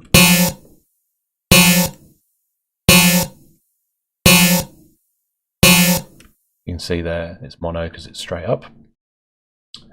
And if I put a reverb on that because I want to make it sound bigger and more spacious, and maybe a distortion as well, that sounds good, but tail of that reverb can contest with other elements of the track through while it's still playing. So the gate here will chop that off as soon as the tail of the reverb dips below that threshold. So the sound will still remain big, but it won't carry on too long and it will be cleaner.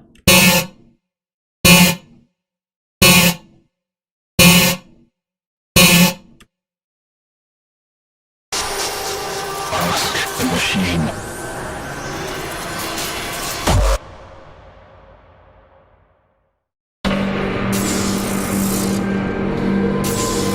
Oblivion Underground.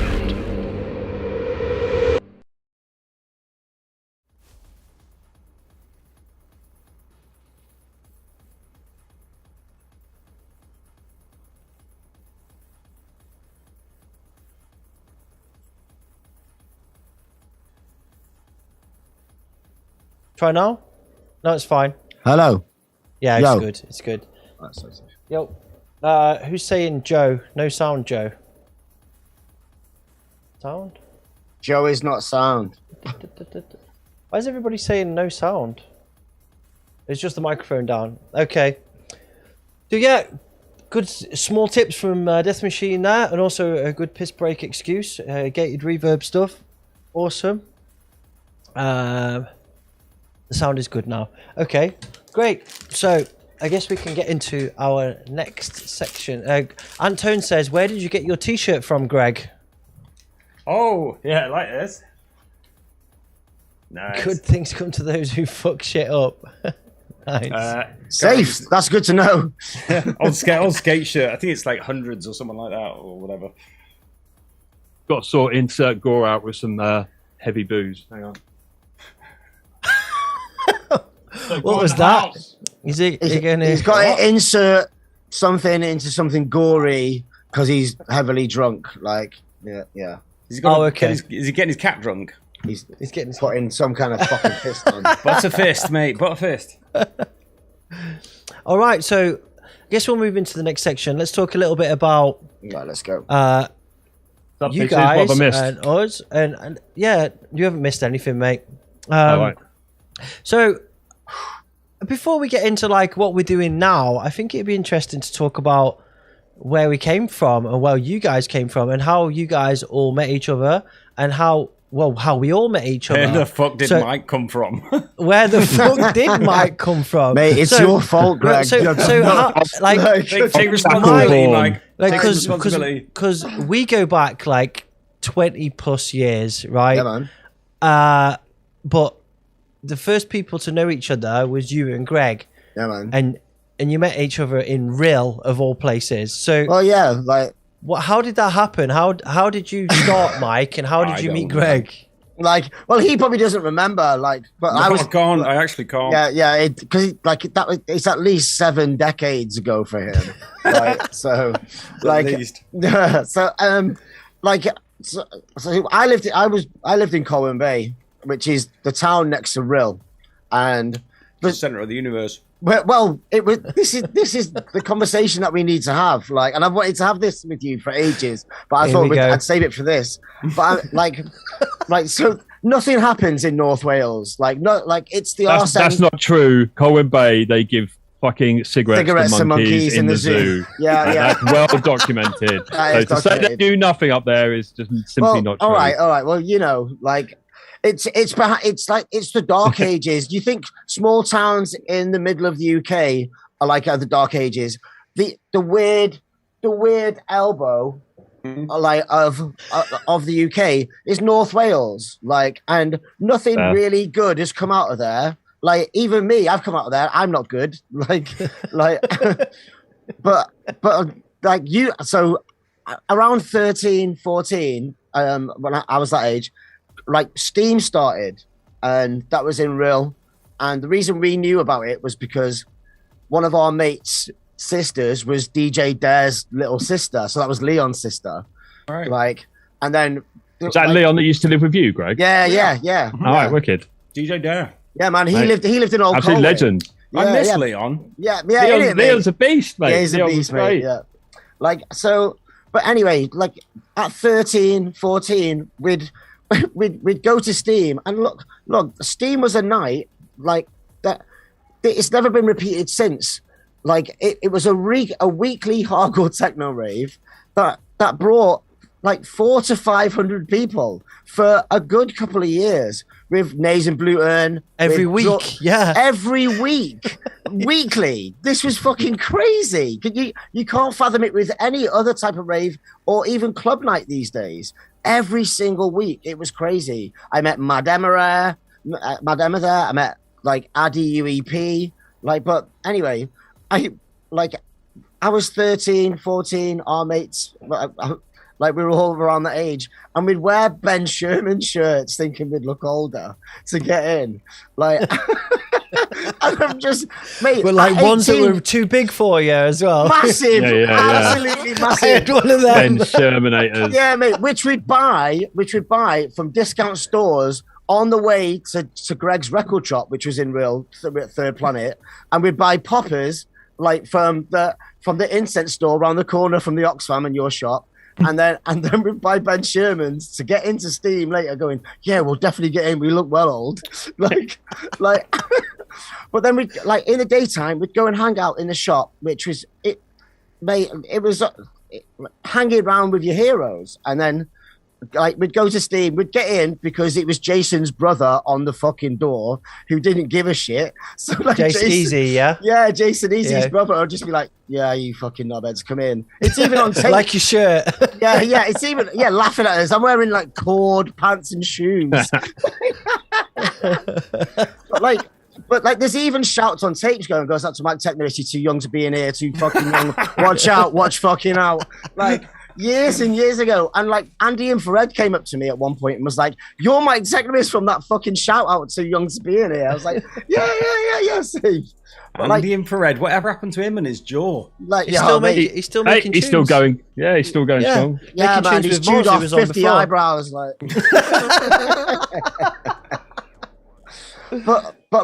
So I was in school as well, and Greg was my fucking hero. All that crew were my hero, and I'd bunk off school. I'd go and hang in the shop.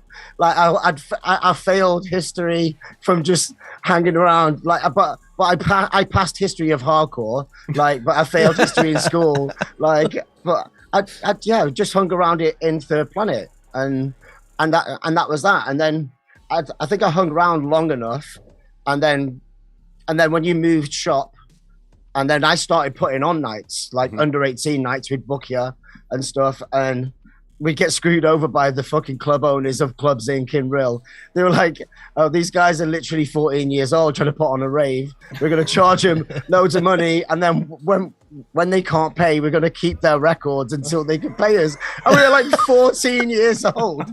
Mate, it was a nightmare. But that was us grafting. And then at one point, me and my mate Angus asked Greg to show us how to use. It was I was using Impulse Tracker at home. I think Greg might have been using Octamed or something, but just show us how to write a certain track. And then fair play to him, mate. I love you, Greg. You're a beast. Like he charges £5 an hour. Like between two of us, we're like, just show us just the ropes on a tracker. And we wrote a track called Unheard Voices, which I then did an homage to on a track on a release on Sustained. But like, and then it just went from there. I don't know, I just made sure I was part of Greg's life. Like, and then we became friends, and then coincidentally, sorry, both moved to Manchester at the same time, and that was a coincidence. I wasn't following you. I'm originally from Manchester, mate. Seriously. Yeah. Like, but I remember seeing you in the Arndale. We all just moved to Manchester, didn't we? Just before 2000. Yeah. Do you remember? I was like on the second floor of the Arndale, and I shouted. You were down on the bottom. I went, Greg, and you were recording. I was like, Greg, what the fuck? No way. And then no way. And Greg was probably like, oh my god, he's actually here. Mike's back. What the fuck, mate? £5, Mike. Do you owe me £5? Yeah. Yeah, man. Like, that's a short version of the early-ish days. Yeah. Like, and so, how did you go from there to like making music together? How did you manage to creep all the way into his studio? Manchester, that was. I guess. I don't think he had any other mates. Like.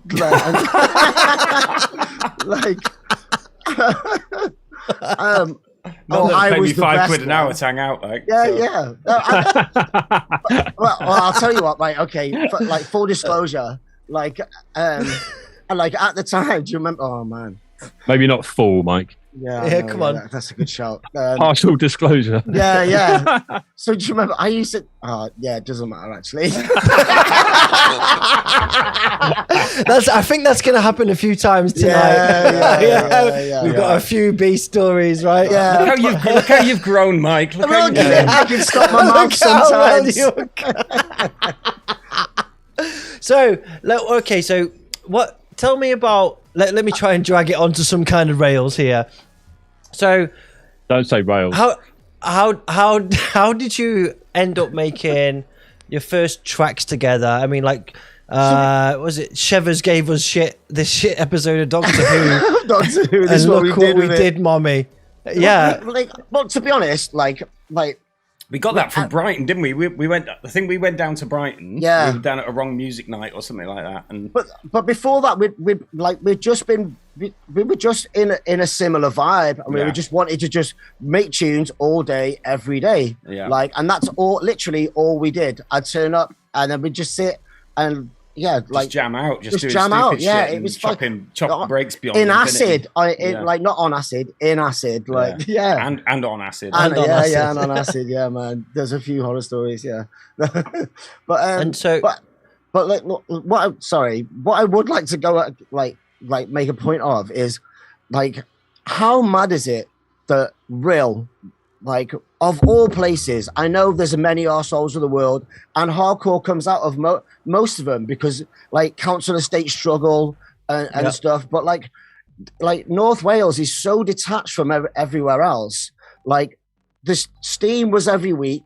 There was a house night called Fresh every week, which had like Frankie Knuckles, John of the Pleased With Me, that like a huge house night. It was so crazy that was the hub of dance music for a little while, and nothing else came from there other than there was nothing else in North Wales, was you? I mean, you could go up to Bangor and Llandudno and stuff, but boredom's a hell of a drug. But it's just so detached. That it was so. That's my thing. It was so detached, and like. But people in North Wales, they love to get fucked up, don't they? And like when they can get together, get fucked up together and have a good laugh, have a good night. But it's not happened since. This is my point. Like, it's like that one. Like it just a beautiful moment in time. And like it's really funny because Banksy, so where Steam was downtown, the venue, like it was on a fairground, and like that fairground got bought by Banksy, and then used in his Dismal Land thing that he did in Western Supermare when he made the big fucking horrific fun fair. That was Dismal the real Land. fun fair, like, and it was. I was like, that's the Pepsi Cola loop. That's not even dismal. That was my upbringing. It was amazing. That was the best. That was the best, mate. On Gary's, that was amazing. All right. Well, like, tell us about. Like, I'm gonna play this. Chevvers gave us a shitload of Doctor Who. Let's give you a bit of background. So I think, us. as I remember it, we'd gone down to Brighton, saw all the Wrong Music guys, we hung out with there, and I think Chevvers just gave, like, as you do when you catch up with someone, they give you some new shit and give you some tracks and some videos. It's the first episode of Doctor Who ever. It's the first ever Doctor Who episode. It was shit quality in black and white. And we were like, watched it through, found the samples, and like, okay, let's make a tune out of that. And then just have you listened smashed all to the it breaks recently? together. Have you listened to it recently? I did, actually, yeah. It's fucking wild, mate. I was wondering if I could VIP it, but it's impossible. It's just chaos. There's nothing you can do with that fucker. There's nothing, mate. It's just chaos. It's just ADHD carnage. Yeah, for real. You're welcome. Right, let's play it, and then hopefully it brings back some memories of the making process, right? Okay. Here we go. Dolphin and the Teknoist. Chevvers gave us a they gave us a shit episode of Doctor Who, and look what we did, mommy. And this is what we did with it. It says, look what we did, mommy, on the one that I got sent. Let's go. All but show me. I am the son of the great firemaker.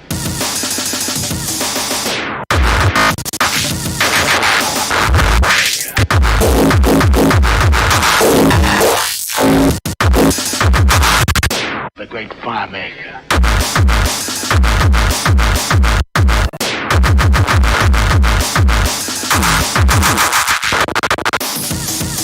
I will have to spill some blood and make people bow to me. Take them to the Cave of Skulls.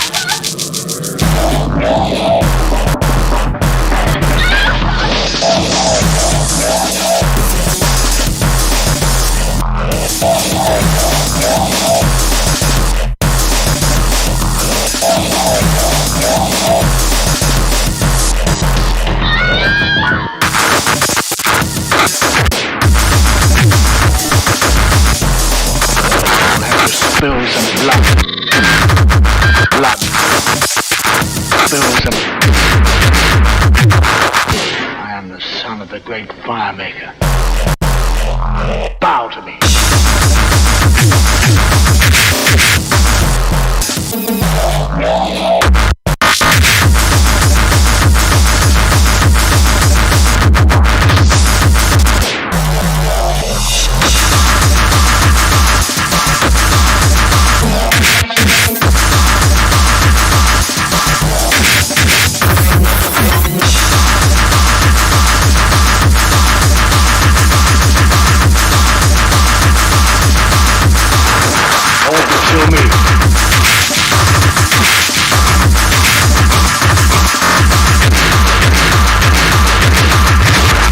Spill some blood.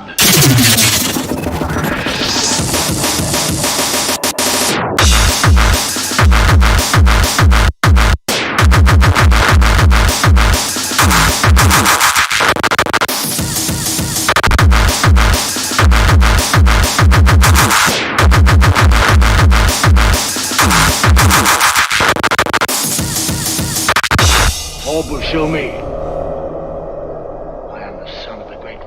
Okay, so son of the great firemaker. Yeah, so man. what year is this, boys? What year are we at here? So I've got some criticisms. Not doing feedback anymore, Ash.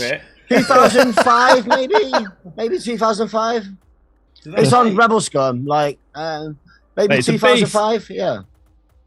It just sounds like that era, so I'm very nostalgically attached. Sounds like us that era. Yeah, it's just a beautiful mess, isn't it? It's a really good example of writing like fucking breakcore industrial hardcore. If you're not gonna have a strong musical element, have loads of fucking edits. Make the kicks and edits the music. Yeah, exactly. So yeah, if you're gonna go down that route, then that's a you can't call example it of just exactly. Just keep it fucking moving, because if you're just making like energy 2006 that for the dance floor, then just keep it moving. Yeah. Well, we probably made it a good year before that. Yeah. Easy. Scum 17. I remember it came out. Yeah. Fucking as you should. Solid, mate. That was your first release, then, so it was later than I thought. I thought that wasn't your first release. No, that's our first release, collaborating together on one tune. Oh yeah, like we do the old Hellfish and producer. Like one side is me, one side's him, one side's me. Yeah, because your first wasn't one of your first ones on Death Chant with Death Chant CC49, wasn't it? Yeah. Zeb's Fatal Feet of Fury. We need to do a part 2 still. One day, 20 years later. So that's when I met Mike. Was when he went to meet Cobb at a squat party to pick up his first copies of DC49. Yeah. And that's the party me and Mike. Which was my first vinyl release, which was epic. That story's epic. We'll come to that. Well, we'll come to that. Yeah. So that was your first release together.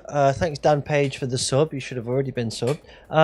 So I guess we've accelerated a little bit. We've gone through North Wales and Steam, but let's kind of try and grab the timeline a little bit for when we all met each other, because Ash has just sat there quietly on his own drinking his cup of tea. I'm not in the picture yet. My story's slightly different up until DC49. Yeah, let's talk about we get to 2001 kind of era, and there was a merge between hardcore, techno, and breakcore. Which, to be honest, mate, Oblivion and you and Oblivion were a big part of that. Like the merge, that era. Well, I was thinking about this the other day when I was kind of looking back on stuff to chat about, and then it kind of struck me that maybe other than Simon Underground, me and you, Joe, are the only people to be putting on breakcore artists consistently for 20 years now that are still going. There's no other crews that I can think of that were putting on early 2000s breakcore other than me and you, and obviously Live Evil, I guess, to a certain extent. That was a weird time in 2001, because I was getting into Dormouse and Le Peste and all of the different breakcore people and noise people. And drum and bass, there was the hard drum and bass noise creator, Fear Records, all of that DJ came together, and we were like, why don't we just do it all together? And all of a sudden there was people from all different scenes just smashing into each other and being like, yo, what's up? Let's do shit together. That's what breakcore was good for. Breakcore was good for that. Smashing shit together. It was the multi-genre aspect of it, That's legit what was happening. Anything went, didn't it? And just look at the Wrong Music guys and stuff like that, and it was just literally anything, and you could do whatever you want as long as people are having a good time and throwing themselves around. It was all good.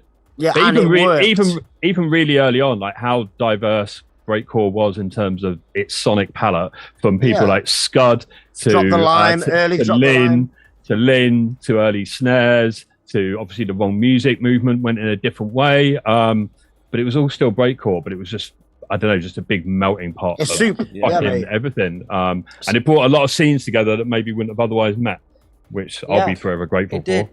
Yeah, well, I think the first time we met each other, Ash, and when you met Greg, was at an Oblivion, I think, 2000. So I'd met Mike about 3 months prior to this, and then he was obviously bigging you guys up, saying I needed to experience a dick suckers. Well, the northern core scene, because I was just all London and Bristol up until that point. So it was a good eye opener. And I met you, Joe, and you, Greg, whichever one it was, the autumn of, I guess, 2003. I met Mike in June. Was it when Greg played that that amazing set when he played Cassette Boy and snares and shit? Yeah, and Destiny's Child and Nirvana. Yeah, that rings a bell. The Passenger of Shit night. Yeah, that's right. And was Le Peste on that night as well? No, I was definitely there for the Lepes one for sure. And one of the really good Enticer live sets. I remember that sticking out at the time. And I was there for one where Greg and Luke went back to back. It's the first time I've seen them play together. That was really good, but I can't quite remember what the very first one was. It's all a bit blurry. Club Soho was one of the places where you like. It was a busy time, especially for Balfi and ambulances. Like, we did that one the other show. Really, well, we'll still keep ringing that bell. All right, just a quick shout out to Jacob23 who mentioned. Easy Jay. Yeah. Hey, man. Breakcore chaps in the. Jacob, your release on Meta was fucking bangers, mate. And the new one. Yeah. Oh, there's another. Oh, sick. Well, we're playing it in a bit. Yeah. Oh, basically, spoiler alert. Jacob's first Grey Meta release to me sounds like what I wish Metalhead sounded like. Yeah, for real. Yeah. For real. What I wish it sounded like. As Sinister. And really good. Jacob's like safe ravers. Easy bow. Easy. He's a massive knob, though. Right, one second. I'm going to go for a piss. You guys chat on. Yeah. All right. Crack on. And what I'm going to do is I'm going to play another track that kind of symbolised that period for me. I'm going to play the Audacity. Oh, nice. Yeah. Nice. Teknoist and Dolphin, the Audacity. Let's go. Classic.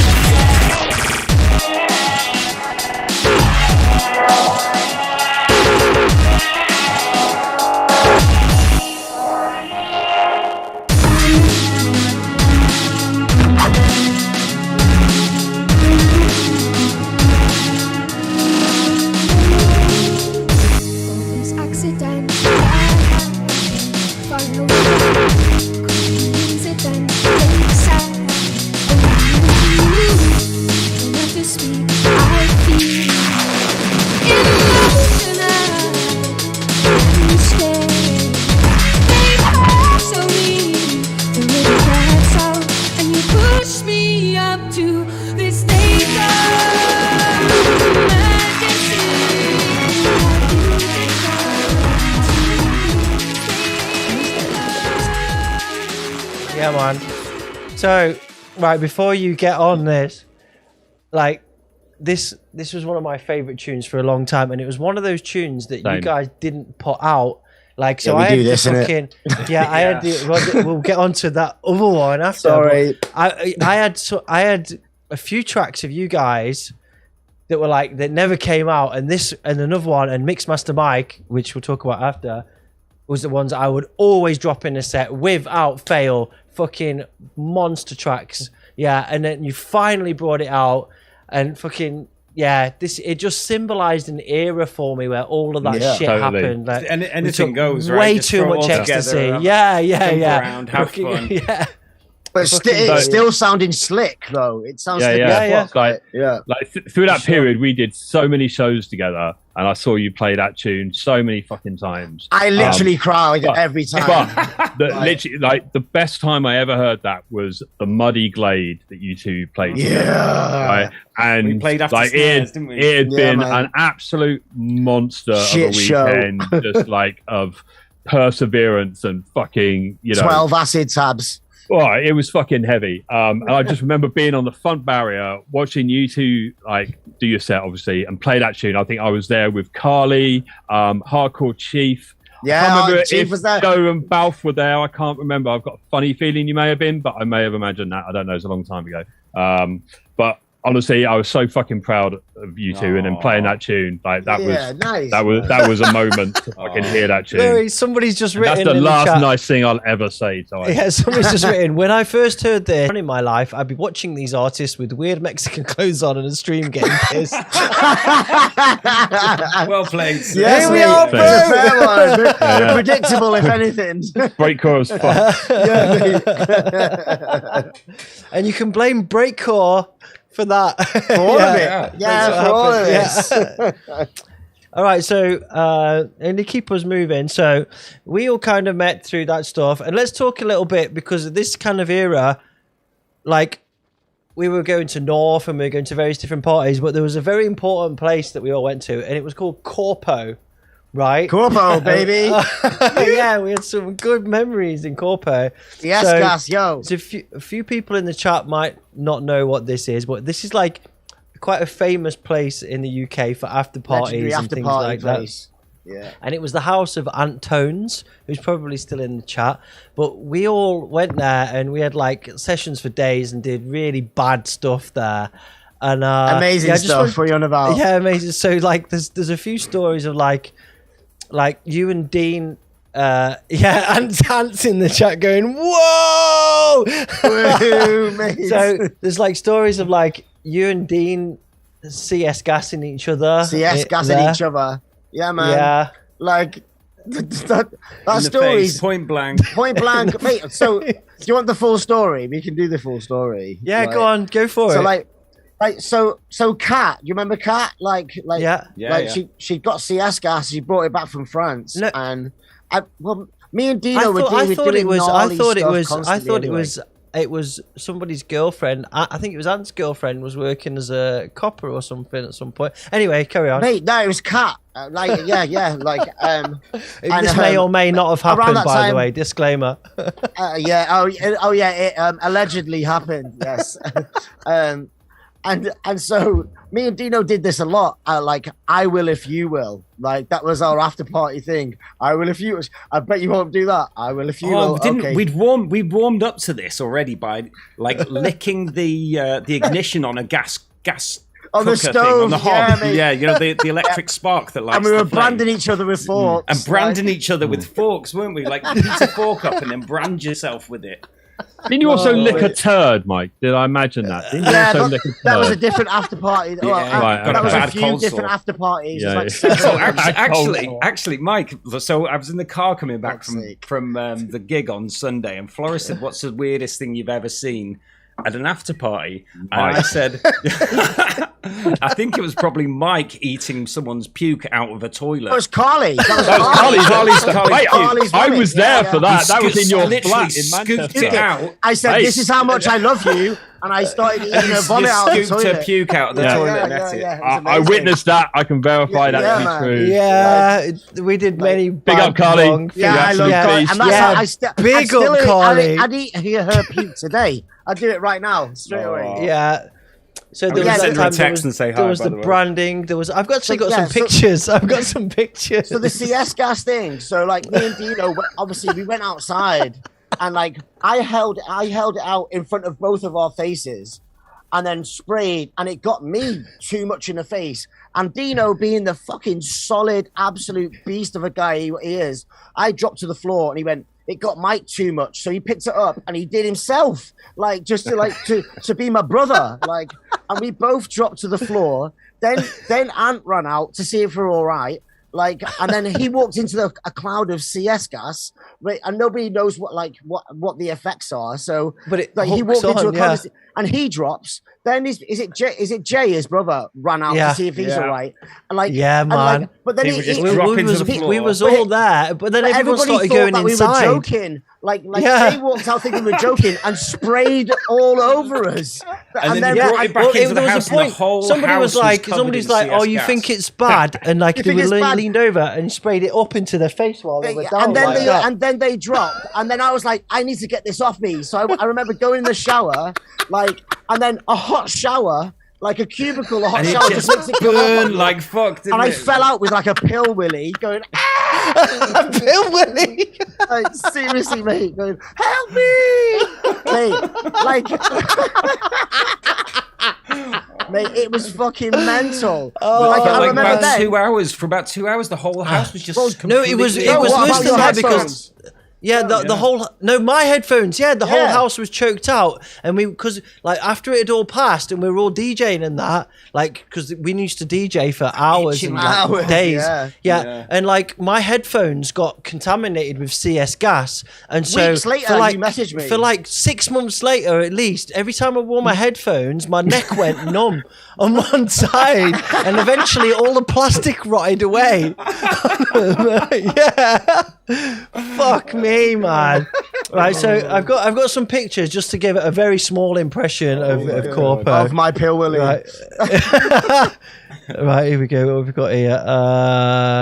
Times, Corpo. mate. Absolute times. Here we go. Oh, God. Oh, mate, look at sweaty Kez. Yes, Kez. Oh, and so that's Ant in the top left there. Yes, mate. Obviously, and Dino. And these pictures are when I got menaced. So if you ever fell asleep at Corpo, you have to go to the bed. You just put everything on top of you. So those pictures at the bottom. The rules were, if you go to bed, you won't get touched. And Joe was like, "No, I'm going to stay on the couch." Yeah, so he just got Marmite in his eyes. Yeah, that's Marmite. They put Marmite in my fucking eardrum. I'll never forget. I woke up what the fuck is this? And it was the worst smell. But then he stayed there. It didn't even move. We used to just pile TVs when we would get everything from all over the house. You remember doing the buckaroo on Joe with the prams and that? TVs and there'd be everything. We just put everything on top of Joe. It's a regular night at Tug's house. Yeah. Bum grinders and then Antone's in the top left there, and Dean Devastator. And Dino with big his ups fucking, you guys. Yes, asphyxie wank face. I never forget that fucking Marmite thing. It was horrible because it was inside my eardrum and I couldn't get rid of it. Go upstairs. And it was up my nose. It was up my nose, and I could smell it for a week because I couldn't get the smell of yeast out of my fucking nose. It was horrific. That wasn't the Marmite, mate.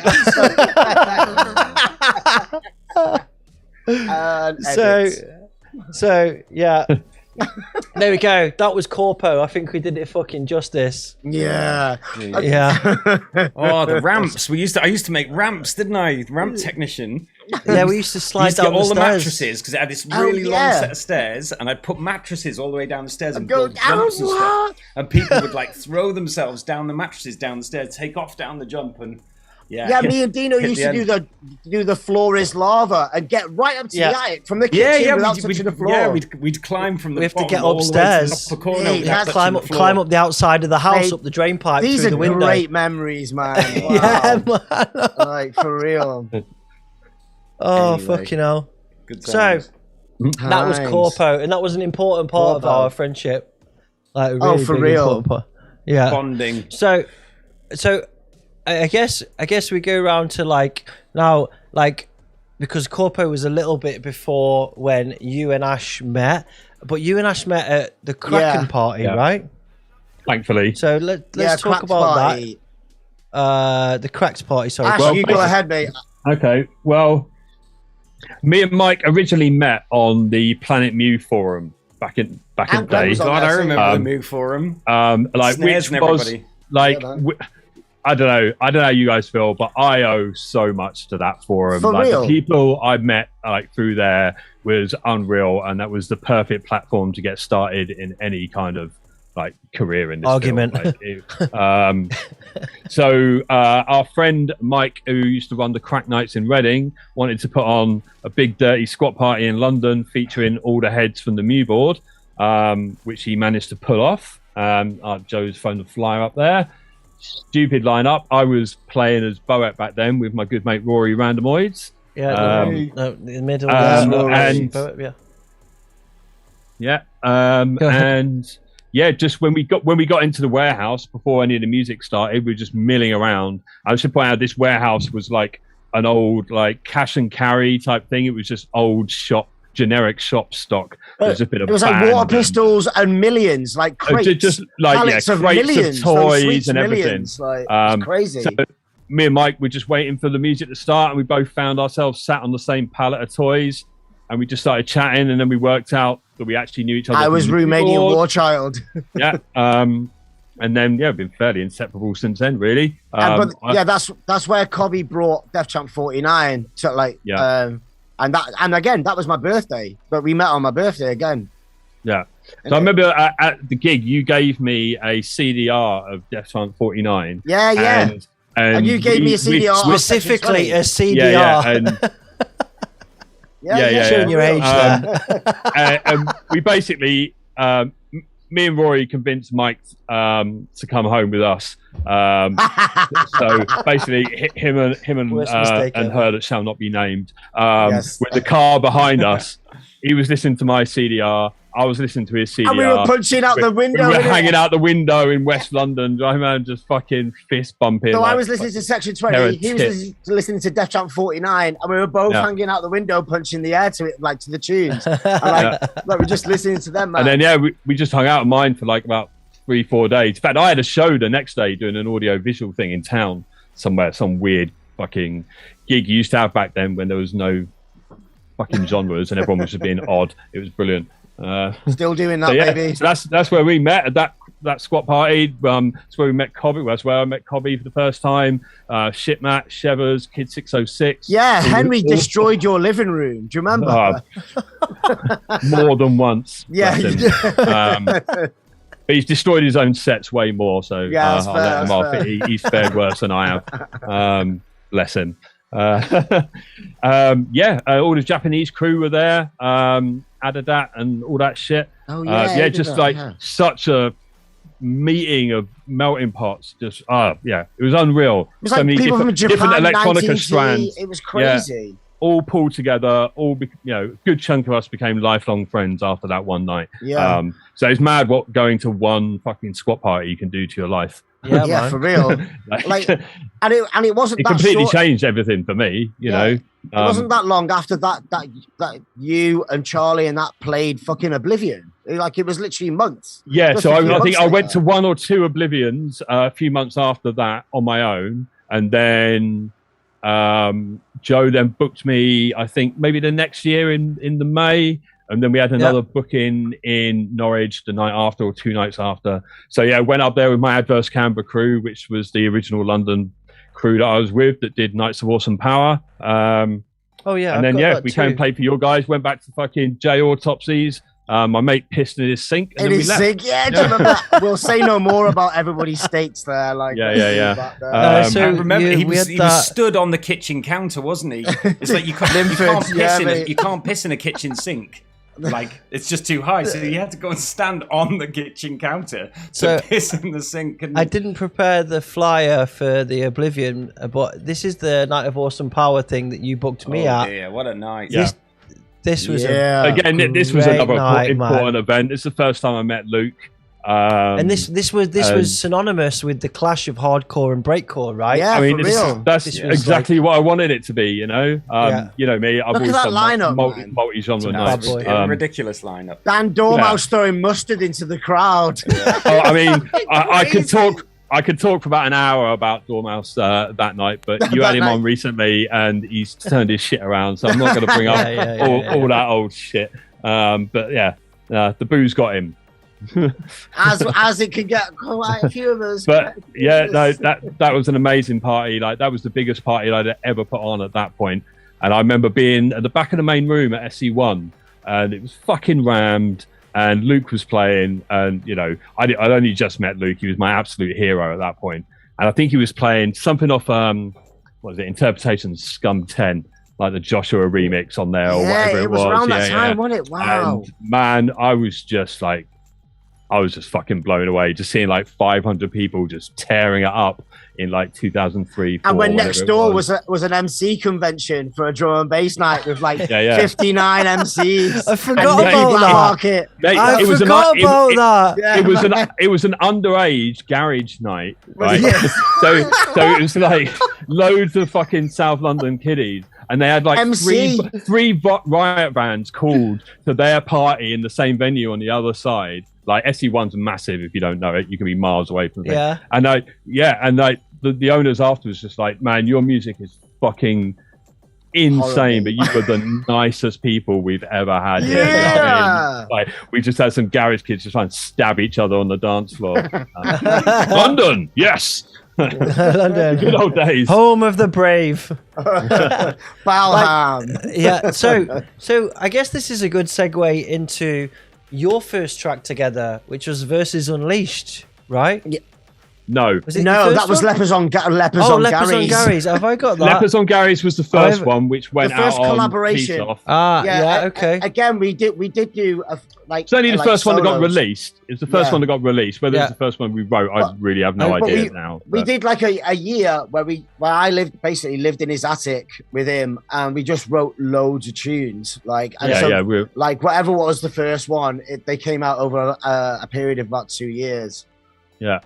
Mike, do you remember what our working title for Versus Unleashed was when we started? Was it Fury versus Moby?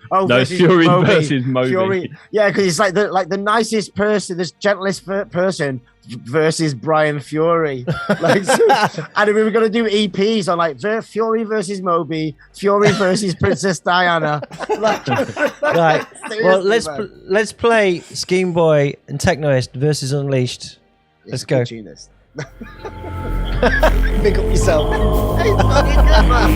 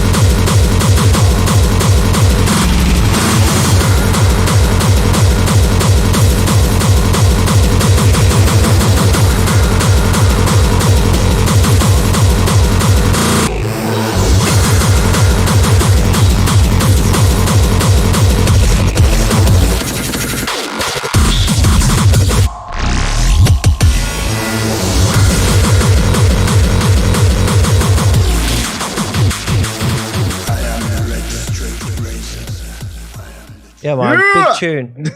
Big tune. I can't wait Not to hear only Greg was that big. tell us how to fix the transients. Yeah, cheers, Greg. Come on. Well, not only was that a big tune, but it got remixed to fucking big success, right? Yeah, Gantry and Ruins remix blew up. Like, yeah. Best thing they ever did. Yeah, it is the best thing they ever did as well. Like, it is. The best thing they ever did. Yeah, no, it is. It's the best thing they ever did. Yeah, It's the only one of theirs I've ever played out. So gritty. Yeah, really good, man. But yeah, Awesome. like that was the sound of about a year where I'd be flying from Stansted to fuck knows where, like Eastern European gigs on Wizz Air, like coincidentally enough. And then but like Ash was living in Gypsy Hill, and so I'd just end up staying at his house, and then we just work on, well, for breakfast we'd have a year. Just living off cheese and eggs for months. I was about to say cheese, eggs, and toast, and then speed. and then we go up, and then just sit in the attic and just write loads of tunes. That Wet Bent Grannies, Lepers on Gary's, like all the good names. That house was legendary. That Gypsy Hill house, unreal. Troy Castle, man. Troy Castle was the one, man. That is the ultimate after party house. Yeah, man. Good. Very good. More good times I care to remember. Yeah. What are you going to do at 8 o'clock in the morning? Let's double drop. Great plan. Yes. Or as Greg says, let's double drop halves. Let's go. Baby. Mate, we had the decks in the kitchen, opened out into the garden. It was fucking perfect. When everyone's knackered, Rory will come on and just play some wonky jazz, and Rory's on. Let's for about go. 8 hours. Yeah. Amazing. Awesome. Yeah. So I guess there's a period now between that era and where we are now that quite a lot of people know, right? There's like your progression through like Death Chant, Planet Moo, all those different kind of stuff. Ash set up a quite prolific agency and then went on to do Varispeed. And like so we all kind of grew in different ways, right? I don't want to talk about all that because I feel like most people know that shit. Yeah, that's fair. Right? Yeah. Well, I think we've all been cogs in the big machine of the scene for a long time, doing our various strands. Yeah. Yeah.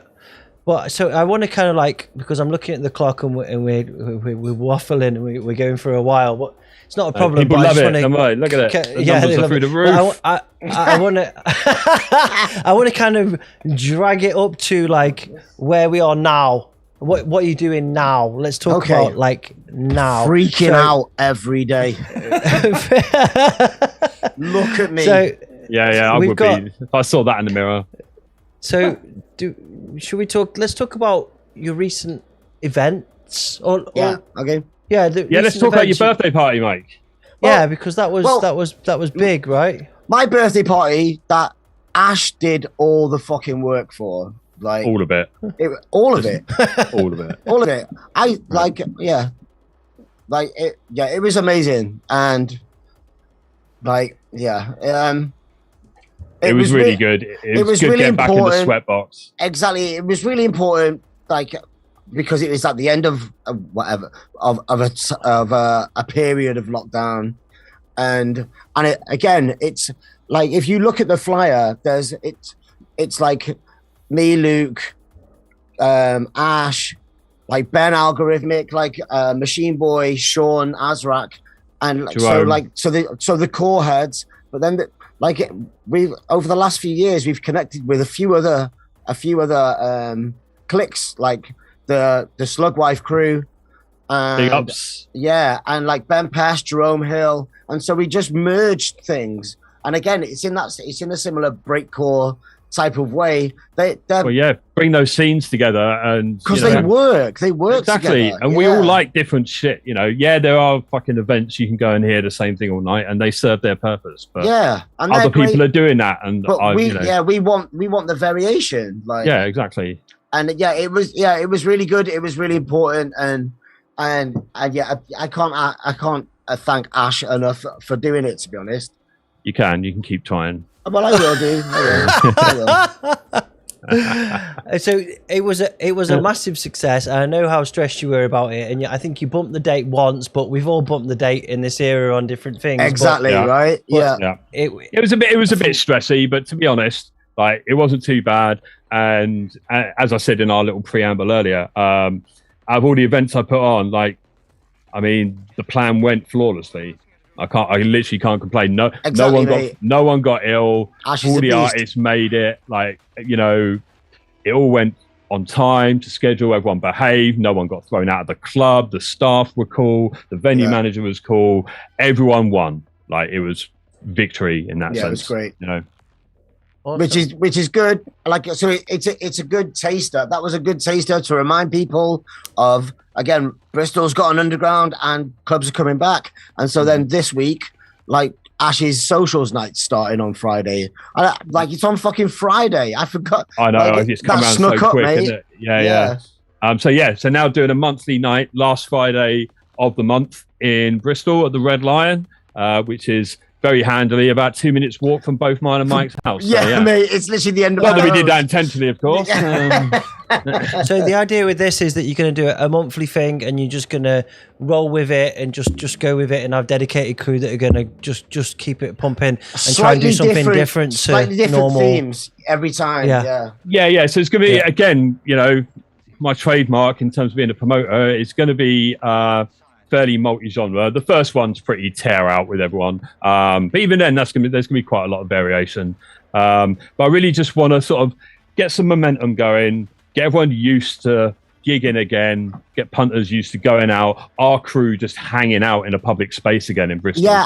We've got such an amazing community here, but we've got nowhere to converge, really. And the venue's perfect for that, because there's there's one room for rave, there's another room where you can just sit and have a pint like a pub, and then there's a really nice outdoor space. So there's like, you don't have to just be in the middle of a fucking mosh pit. It's really It's like a really shrunken version of the Swan. The Swan, true. Not without fear of the roof falling in on your head. That's part of the fun, man.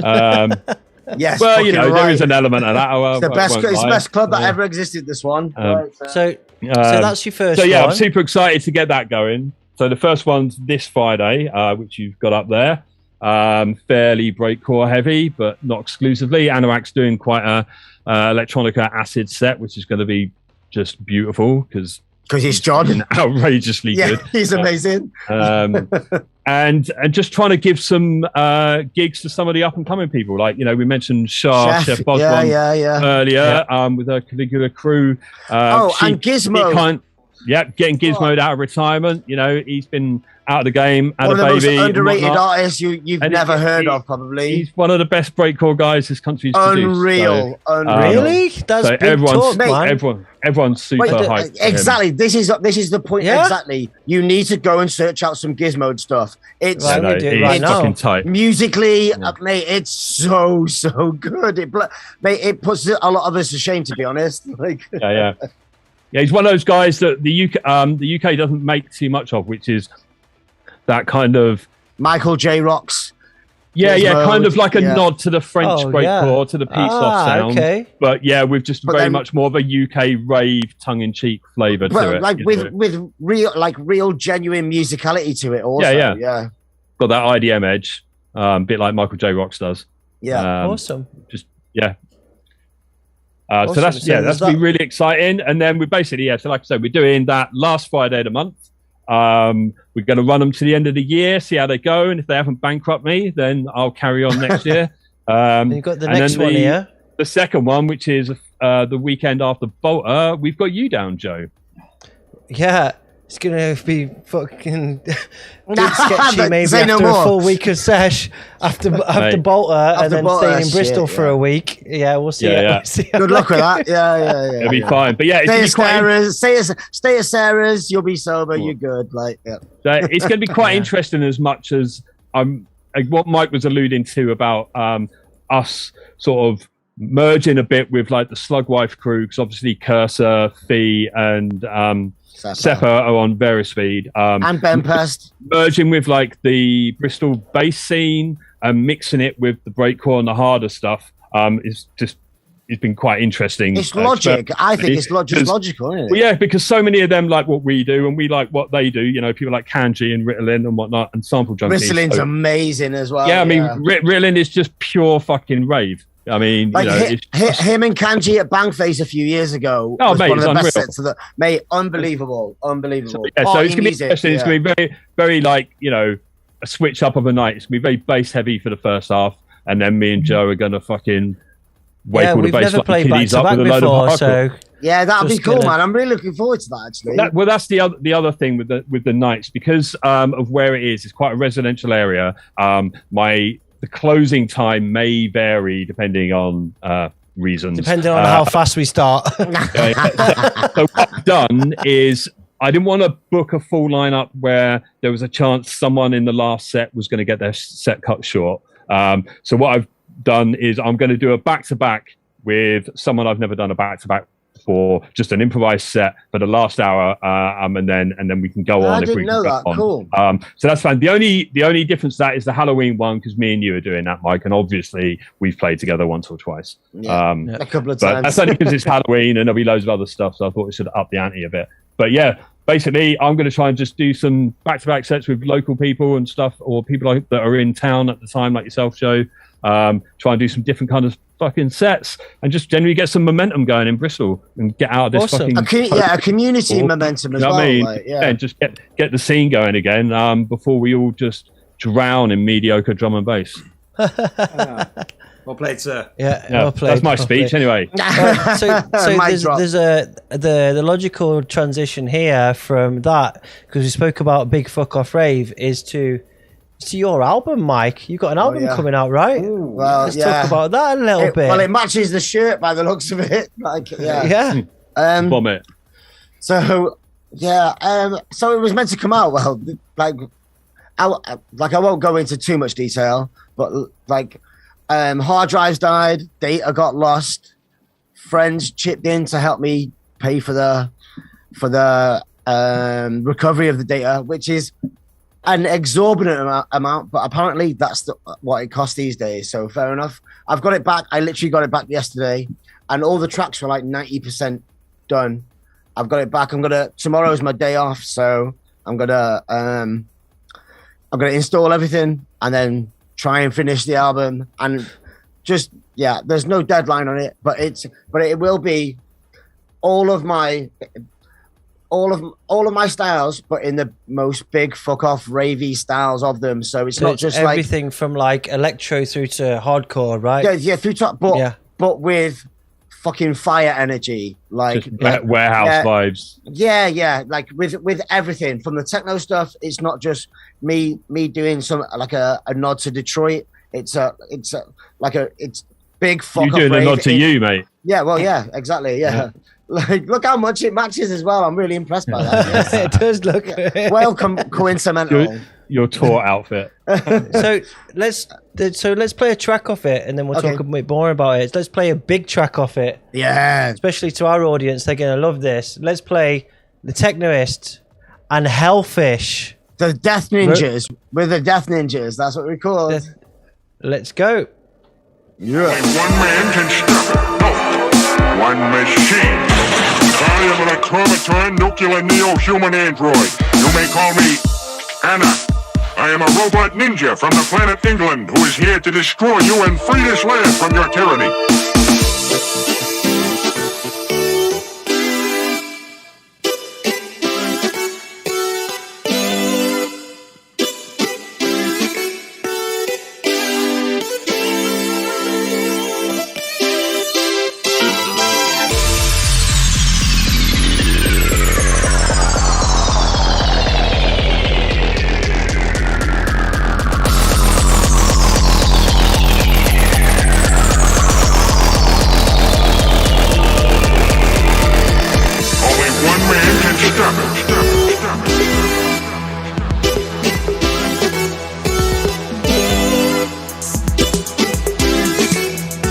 Robot ninja from the planet England who is here to destroy you and free this land from your tyranny.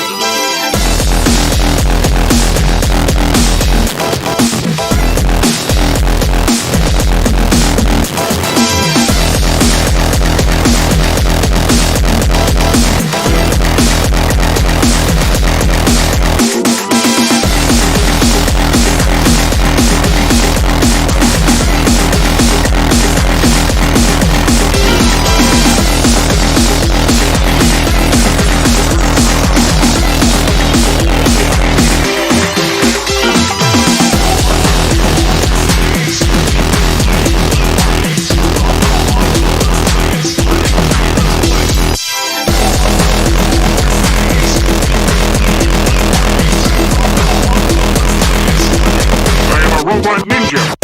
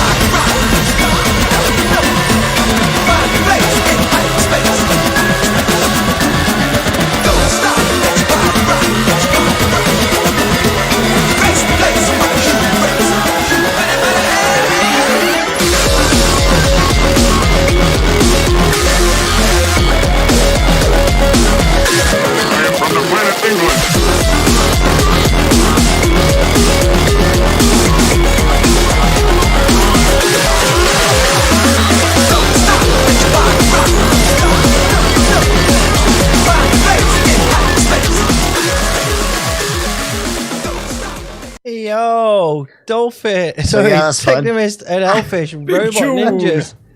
Big tune. And shout out to Ali, who just arrived, by the way. That was fucking thanks massive, for turning up, bro. Al. Yeah, thanks for turning up, Al. So, yeah, that's a good Time to fucking call this. cheeky taste of the album. There's there's hardcore. There's a collaboration with me and Greg. There's it's just all my different styles, but like in a really intense live Teknoist feel way, basically, instead of just me experimenting sometimes, like just big fuck off rave, basically. Yeah, awesome, really awesome. I think it's good to hear a fun hardcore tune that doesn't just want to sound like a horror movie soundtrack. Yeah, when you played it to me when we were in the hotel in Bristol, I was like, "What the fuck is this?" I'm like, proper mate, fucking good, mate. Yeah. To be honest, man, me and Cobb worked together so fast. Obviously, he's influenced me so much, but like he's got such a fucking crazy, comedically crazy way of looking at things that we connect in that way. So it's like, yeah, fuck it, let's just do this, let's just do that, and it really works. Awesome. Yeah, he's awesome to collab with, isn't he? You just bounce off him so quick. He's so fast. Yeah. Cool. A shout out to Kin, by the way. I don't know if I said hello, but I didn't see you sneak in. Was he in? Oh, what's up, Kin? Easy kid. I thought he was on holiday. Right. Yeah, I think wasn't he at Cobby's? Oh, really? Right, okay. They've made like 5 tunes already then, okay. Yeah, so the album due whenever it gets done. Yeah, it's worth waiting for sure. 100%. And it'll be a collector's so only 100 presses of a collector's booklet CD, like a cool CD, an A1, was it A1, Joe, or A0? Like a giant big post. Yeah, an A0 poster of that art. It'll be a sample pack using all of the samples that I used on the album, and then also all my self-release stuff forever, like for free if you buy this album. Like, so yeah, nice. Big fuck off rave. Yeah, big thing, big fuck off rave, mate. Awesome. I'm looking forward to it, and everyone in the chat's looking forward to it as well. Sick. How many tracks have you got on it? 11, yeah.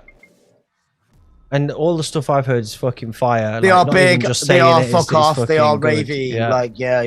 Yeah. Like a funny little story actually. Like, if you've got time, I'm not going anywhere. As long as we want. I'm not going There's anywhere. no rules here. Like, well, the voices in my head said, yes, go ahead, Mike. So, like, It's just us. You know that, don't you? You got headphones on.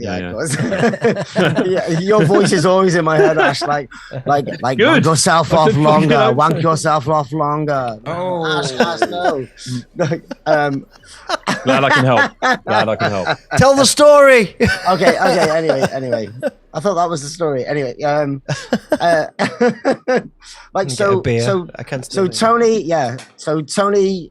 Skull Vomit from it or U Station, like he'd come back from gigs, and obviously I've been talking to him big fuck off rave for ages, and then it gets lost in translation. So I've had people come up to me, in the Catalonian parts of Spain and stuff, like, and I remember this, and like Tony would come back to me and be like, why does Teknoist say big fuck off to rave? Like, telling rave to fuck off. To fuck off. As opposed to describing it. But I even had Batty come up to me and go, yeah, lad, fucking hell, lad. Like I know what you mean. Fuck the rave, mate. Fuck the rave. Fuck the rave. I was like, well, okay, yeah, I can see that. But also, no, I meant Batty burning his rave bra. Yeah, man. Mate. In a ceremony, like, but then I was like, no, like just the term. Is it big? Yes. Does it make you go, fuck off? This is good. Yes. Is it rave? Yes. That's the term. So if any international heads are confused that I'm going big fuck off to rave, that's not the thing. Big fuck off means very big everything. Yeah, fuck off. Yeah. Massive. Massive, mate. Yeah. Anyway, so there we go. Sorry. Awesome. Stop telling me to wank myself off, Ash. Oh, shit. I will never stop. All right, so I guess let's throw a little bit of light on you, Ash, because you've been making music, and I know that we're like a hardcore show here, but you don't necessarily write hardcore all the time. No, I don't. I haven't really written music. Yeah, I haven't really written a proper core track for a long time, at least not finished one. Just too many other things fucking interest me, but I love DJing it. It's my fucking favorite thing to play out. So, I'm quite happy with Scheme Boy being that fucking that guy, because I think my sets are a little bit different, and bring in loads you are a bit different. Bring in different strands, different genres, and make the chord that I think I'd like, that I wish I could make, basically. But I have got one exciting-ish project on the go where I started a collab with Cursor. From Slugwife. Slugwife, yeah. And that's kind of basically our love of acid with me and his sort of bass heavy sound design, and I'm trying to sort of bring in that sort of double time breakcore kind of breaks vibe to some halftime sludgy acid, kind of meeting in the middle, finding that golden tempo where jungle, techno, and fucking halftime bass all works together. So that's kind of the idea. And I think we got about 5 or 6 tracks on the go. We had a really good run last summer when the lockdown restrictions eased up a bit, and we just smashed it for a few weeks, and then the winter lockdown came into effect. We just didn't see each other for a few months, so things got stagnant. So the tune I think you're going to play shortly, Joe, is the first one we've done coming out of the winter lockdown, and it's not finished, it's not mastered, it's 2 sessions old. But I think it encapsulates. It sounds amazing. So this is Fat Dave, right? Yeah. So we're Fat Dave for reasons I'll explain in about 10 years. On the next show. Yeah. When we can finally all get together. Yeah. COVID will be done by then. All right. So let's play it. Let's play Fat Dave. Yeah, it's not hardcore, but it's what I've been thinking. This is sick. Enjoy it or not. I don't give a fuck. That'll do. Fat Dave, 365-day bender. Let's go.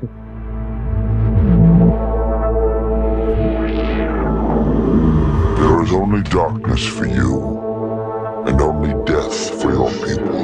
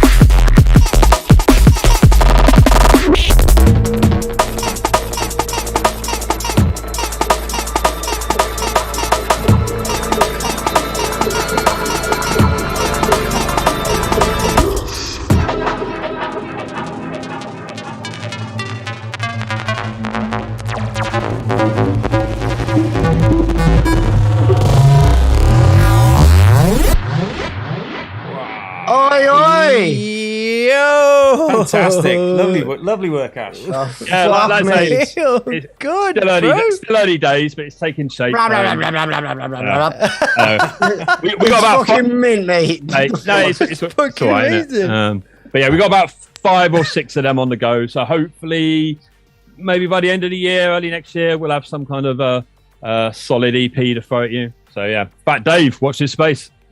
Dave. Can't wait. Yo, I know that it's a predominantly hardcore crowd, but we have quite an eclectic ear in here, and everyone is pumped on that. Like, it's fire regardless. Because we got a hardcore crowd. We got a hardcore crowd, not a gabba crowd. That's why. You know what I mean? People like different things. But it's UK. You know what I mean? Like, people like breaks and stuff. You know? Yeah, man. It's not all UK in here, but yeah. But you know what I mean? Like, it's fucking UK sound wise. Stop it, Ash. Everyone fucking loves it, bro. Yeah, exactly. Thank you. Shut the fuck up. Mate, it gets offensive after a while. Honestly, like, it does, man. It's all right. It's fucking it's all right. Okay, well, I'm glad you all like it. That's very nice. Next. Yeah. All right, so... Wait till it's fucking finished. In 2025. Let's talk a little about Grey Meta, Mike. Cool, man. Yeah. Yes. Yeah. So tell us about this project, because we played some tracks before, and it's a cool project with cool people as well. Yeah. Explain the concept, dude. So like, again, and it's not all about me, but like I ran so many labels at one point, like, and I just wish that I had the mental capacity to put out all the stuff that I loved, and it was just me at one point, but then John, Machine Boy from Sustained, and Sean. Big ups, John. Sean. Big up, John, as you'll know, and Sean, as and Believe. As Believe, and then Nancy as well. Like literally the best people you could ever want. The best, they're our family. Literally, like the 3 best people. Exactly, but I was saying to Ben, because Ben's hoping to release on Grey Meta soon, and he's released on my label, Our Fucking Jungle. And what I explained, on Samurai as well. But like what I explained to him was, it'll be when it comes out, when that EP comes out, it'll have the right amount of promotion that I wish I could give, but I can't because of mental issues or whatever. You know, like it's. But like so there's that aspect. But John's in the chat. He's there. Is he yet? Sorry. Nice. There he is. Yes. Big yourself up, Machine Boy. Boy. Like, and incidentally, sorry, can I just interject? Of course. At the big fuck off rave, John, Machine Boy, and Sean. Yes. Azrak, obviously art and managerial duties for Grey Meta, but they did a 90-minute set at the big fuck off rave, which was a hybrid, like in sort of modular, slow, sludgy industrial techno mixed with just live jamming, like full modular rig. Like, it was completely fucking nuts. It was amazing. It works really well. It works really well, and it's just one of those sets that, like, hopefully they're going to do more of it. I'm pretty sure they will, but just go and fucking see it, because it will literally never be the same any 2 times. Like, it was the nature of modular is just going to make it so unique. So just fucking get your bottle of water, double drop, get mate. Yes, mate. So, Mike, tell us about the concept and the label.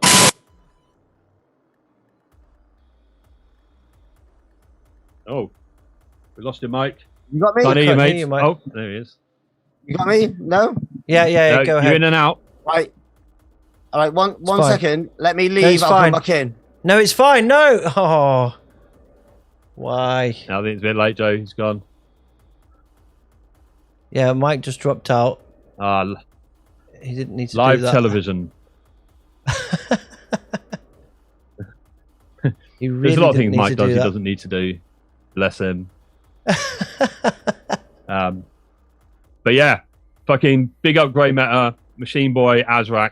Like, yes, apologies. As a label, they're doing amazing things, and as artists, they're doing amazing things. So fucking get to know them.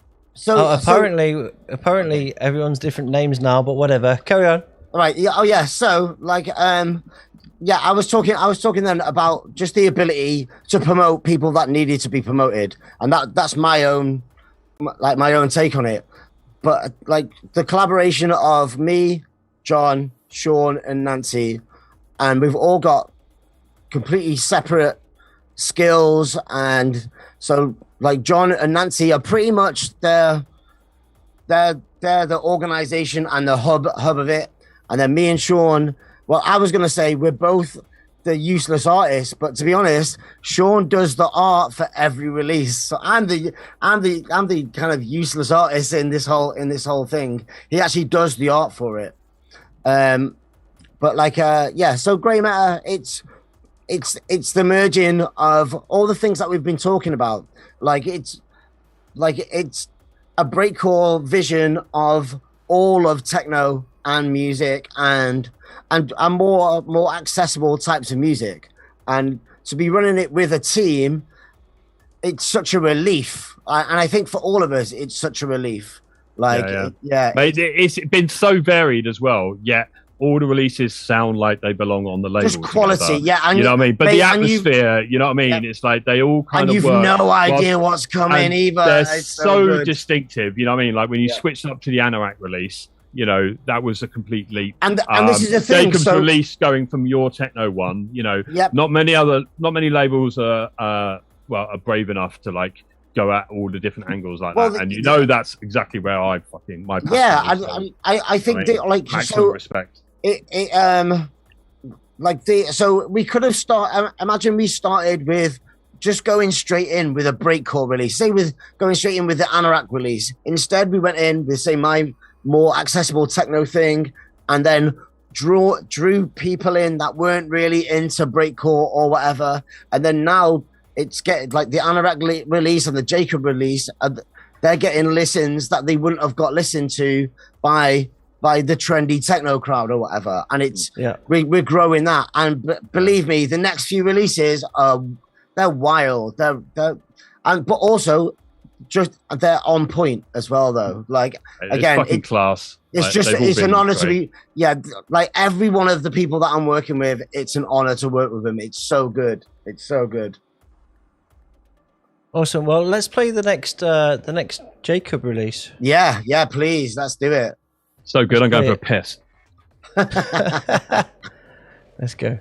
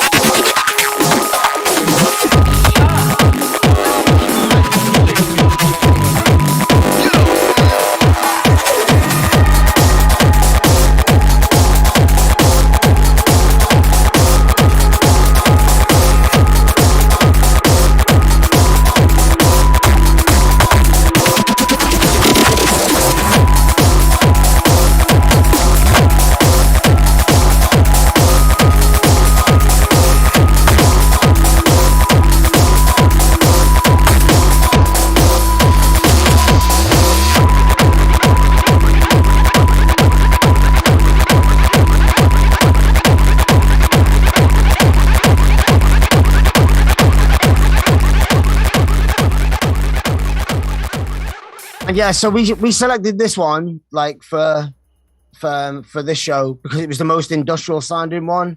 But the whole EP, if you go to the Grey Matter website now, you can get. I think it's being released next week. You can get a complete. It's like a dark electro, but then turns into like an industrial techno track, and then like a kind of floaty Mike P inspired like acid playful track. So it's not one note, obviously, because I'm to do with it. Awesome. Big up Jacob as well. Like, it's nice to see you back. Yeah, man. Hey, Jacob. Yeah, because I used to play some and things killing off you it. back in Not the just day, back, and like you but vanished. killing And it. like, Yeah. real cool, man. Real cool. Big up. Yeah. He moved to Ibiza. He moved to Ibiza. Who would have thought Ibiza would have made him a Made better him, kick-on like- producer? Yeah, exactly. So good, man. Awesome. Cool. Right, so I'm gonna close this section. Where are we at then, boys? We're at like we did the cool stories, the journey, the everything about the labels and blah blah blah. And we're gonna go into what's hot. We're gonna play some tracks from the world of hardcore and hard electronic music. So we're gonna jump into what's hot. This is all new to me. I've not heard any of this bit. Yeah. Well, we're gonna start. I'm going in blind. Going in blind. Yeah. Well, we're gonna start with something by Traffik. Would you believe? On sick. Nice. Old School Bricks release. Is it off that old school compilation? Yeah, man. Let's go.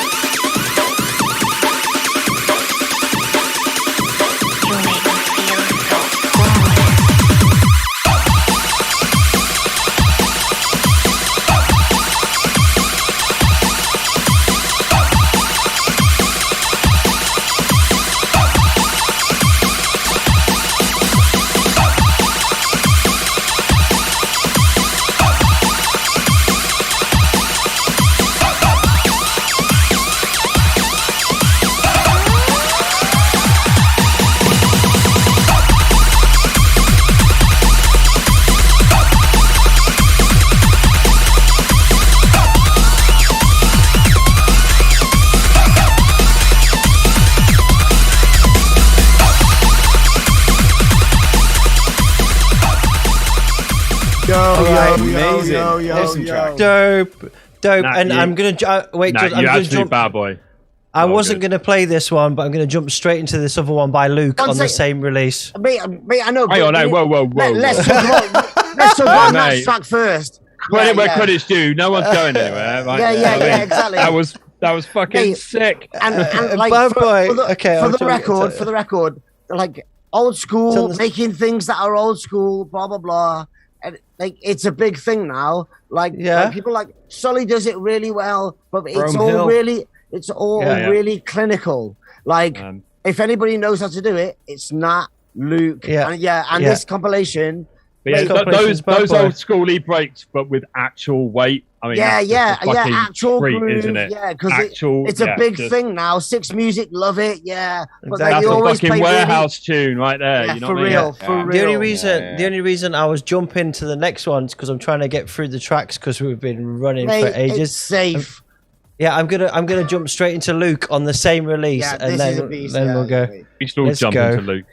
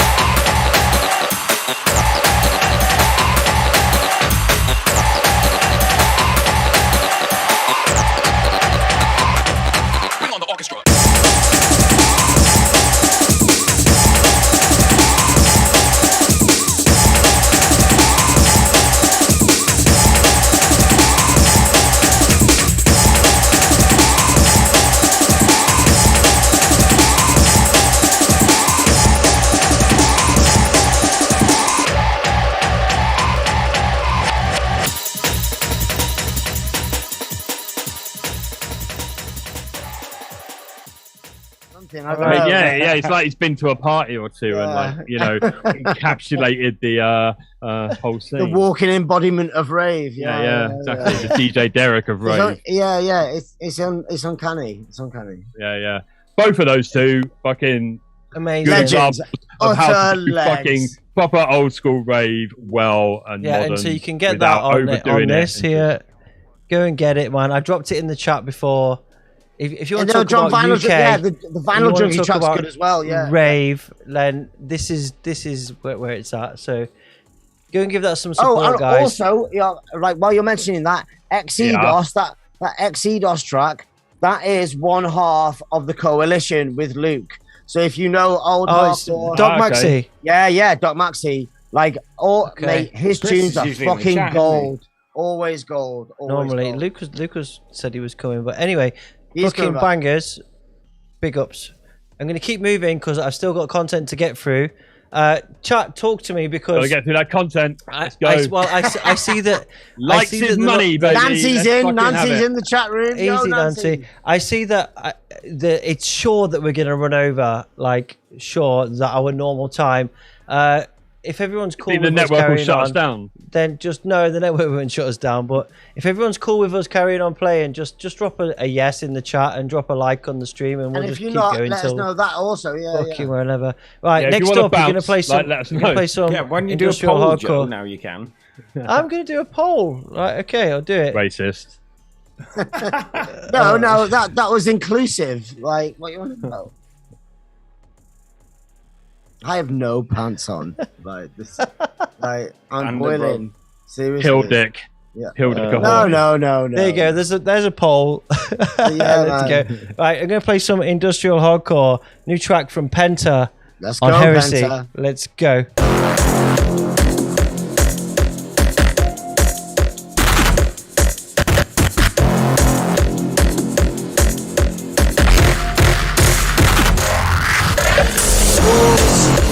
Restrictions, laws, rules. Restrictions, laws, rules. Restrictions, laws. All but forbidding us from moving forward.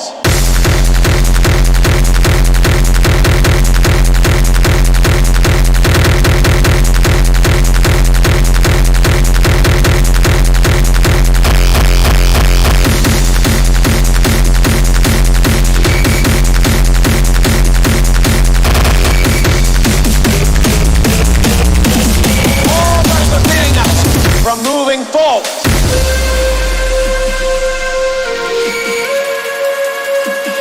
Which leads to an obvious conclusion. We are the gods now.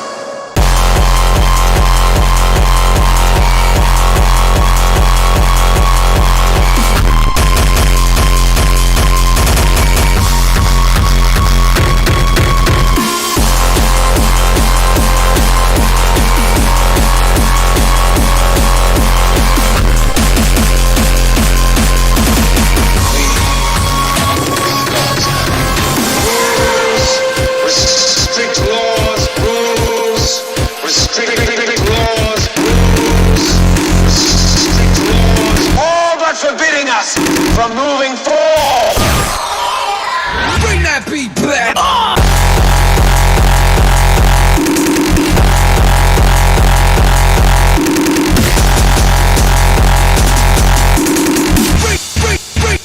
Bring that beat back.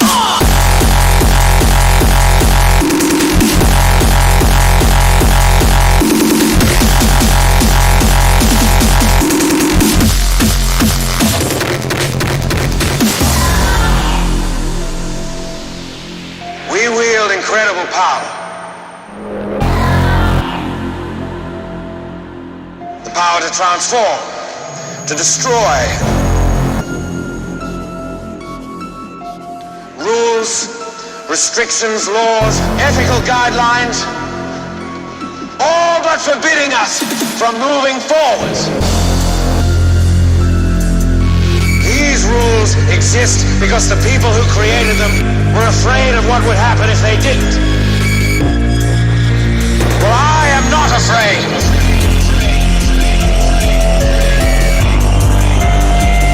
Which leads to an obvious conclusion. We are the gods now.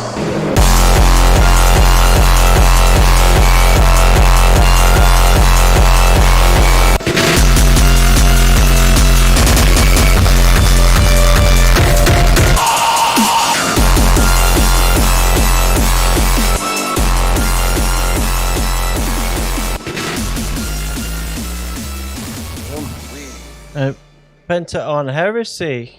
Just out. Yeah, just out in last week or so. Nice switch from fucking breakbeats straight to kick drums, right? Yeah. Yeah. Everyone's loving it in the chat. Everyone's absolutely loving it. Guys, do us a favor. Share the chat. Share the chat. Share the stream. Try and get some more people in here. And also like the like the stream. If we get 100 likes, then we remember the rules of the show is we start doing shots. So we've already started doing shots. When? Yeah, but these are like mandatory, like public enforced shots. public enforcer. If you didn't drop a like on the stream, then do it and share the stream, pubic man. enforcer. Get more people in here. We'll carry on going until it is fucking Wednesday. Let's go. Everything. It's Wednesday night. No, no one has real jobs anymore. And someone's letting. I know no one that is listening to this stuff. Content. Well, it's nice to know that there are people with varied tastes in here. No. He's saying, I know number one that is listening to this stuff. What does that mean? One. When does the hard stuff come out? Okay, right. So when we get pissed. Yeah, I'm gonna keep playing tracks as quick as possible because. Mate, so we're gonna play. Yes. Right, let's go. Big story, bro. Antares. Yeah. Let's go. Antares.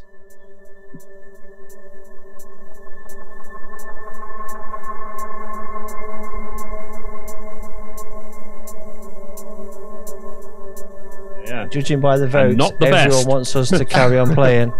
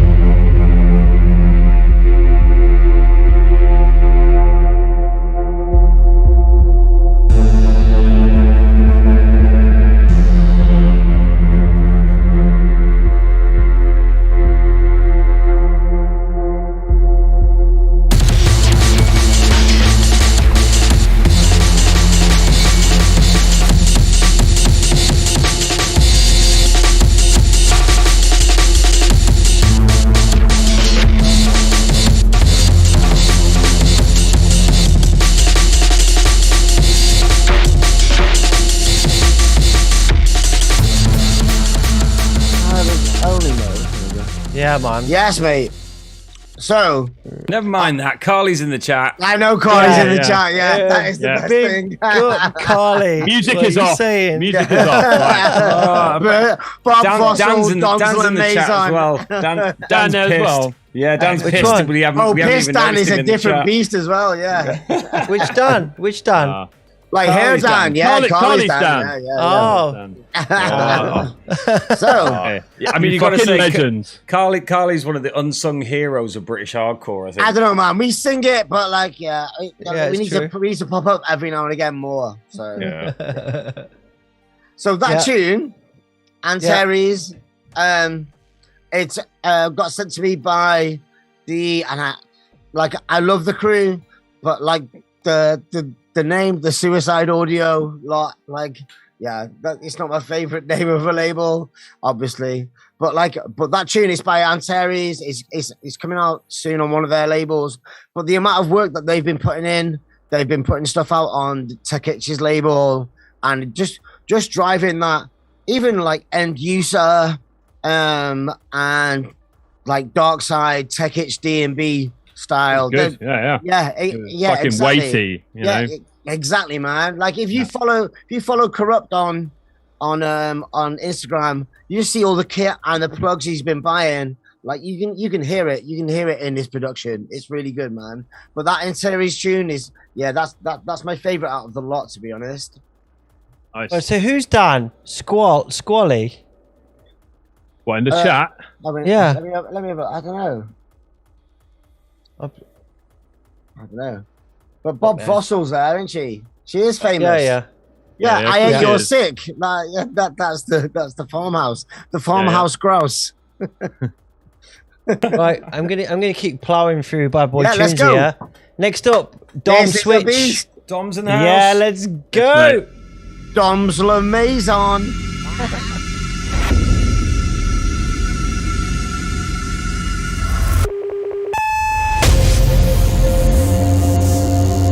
Jesus, that's what he was trained to do. I think we did a better job.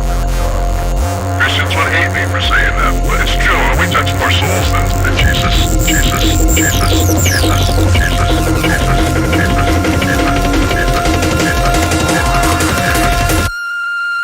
And Jesus didn't have no acid.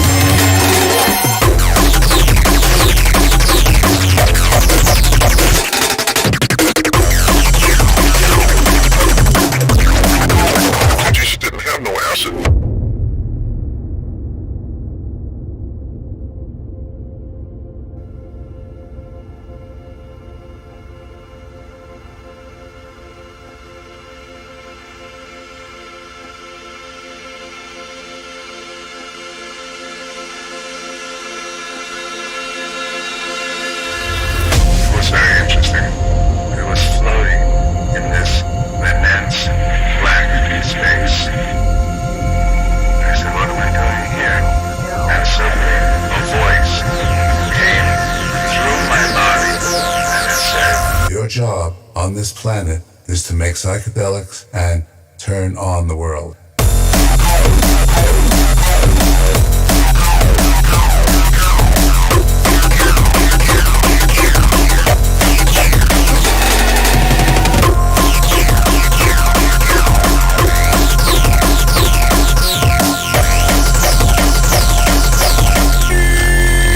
And Jesus didn't have no acid.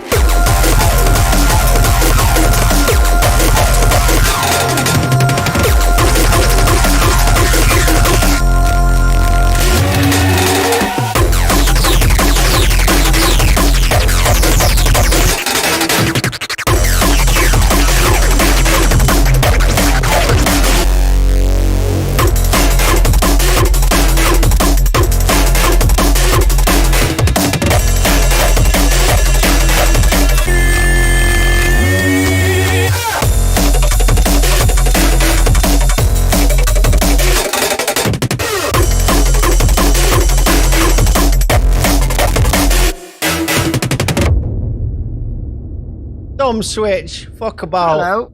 Good work, Dom. Good work. Mate. Yeah. Jack in on therapy. Therapy sessions recordings. Therapy sessions, yeah. Shout out to Robin and crew. Fucking Dom's so consistent, man. Yeah. So also consistent with progression. Like, he's got better. He's definitely got better. You know what we're talking about, that crunch. When the crunch swallows everything, it doesn't swallow everything on Dom's production. It's really good, man. His synths sing through. Exactly, yes. Suit your loops, magic. He's got that 180 fucking like hybrid crossbreed thing down. So yeah, big ups, Dom.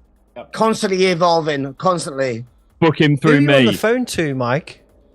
Phil Evolution. Phil Evolution. our friend, like. Yeah. Big up, Phil. One half of Smirk. Yeah, mate. Yes, mate. One half of Smirk. Smirk a smashing at the moment. Antares dude was in the chat, by the way. He said thanks. Mate, that tune is amazing as well. Yeah, mate, that is a beast. Really good. That is a fucking big old Aemon rave off. Love it. Yeah, man. Sick. Right. Next up. Drum call. Oh, mate. It's only a minute long. I love this tune.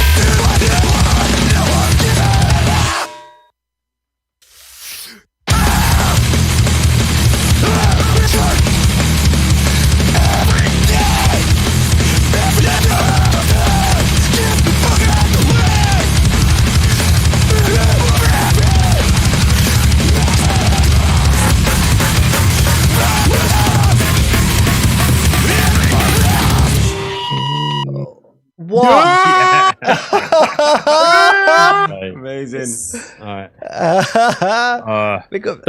Those of you out there that are making like shit with breaks in, just go back and listen to that and listen to how heavy the one is. That's brand new as well. At the beginning of the break, like, you know, that's fucking a weighty break.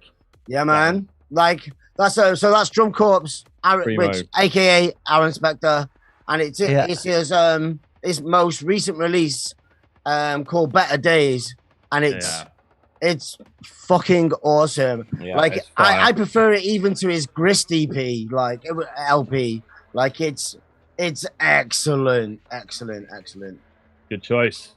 Oh, people are calling for play it again. If I get 5 more people that say play it again, I'm going to play it again. Yeah. Let's go. So if you do a rewind, it's only a minute something. Yeah. Just on principle, I am out of here. Mate, let's get shots. Play it again. Let's go. I got one here. You want shots and play it again? Okay. It's hardcore. There we go. Let's go. Yeah. Shots and play it again. I'm down. Let's play. It's all gone breakcore. It's all gone breakcore. What did we expect was gonna fucking happen? Exactly. What the fuck? Amazingness and shots. Yes, you are welcome. I love you, Bellends. I love you, Bellends too. Yeah, let's go. Cheers. Let's go. Merry lockdown. Let's go. I actually made it. That one. I made.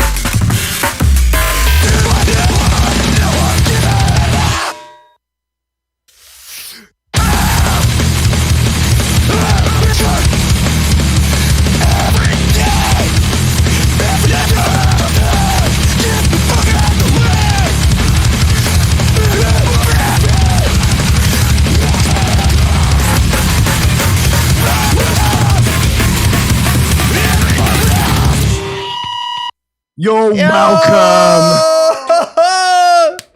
Yes, mate. It's a bit good, isn't it? Yeah, it's well. The whole LP is amazing. Honestly, it's really good. Yeah, that is how to make a break. Yeah. Fucking A. I'm going to follow that. Yeah, exactly. Well, if everyone could just make breaks as good as Aaron, that'd be really cool. The next as a DJ, that would make my life a lot easier if you could just all be that good. To be fair, these are good breaks actually. Me included. All right, let's go. Omen Breaks and Sugar Ape. Super Ape. On UK Jungle. This is amazing. Let's go.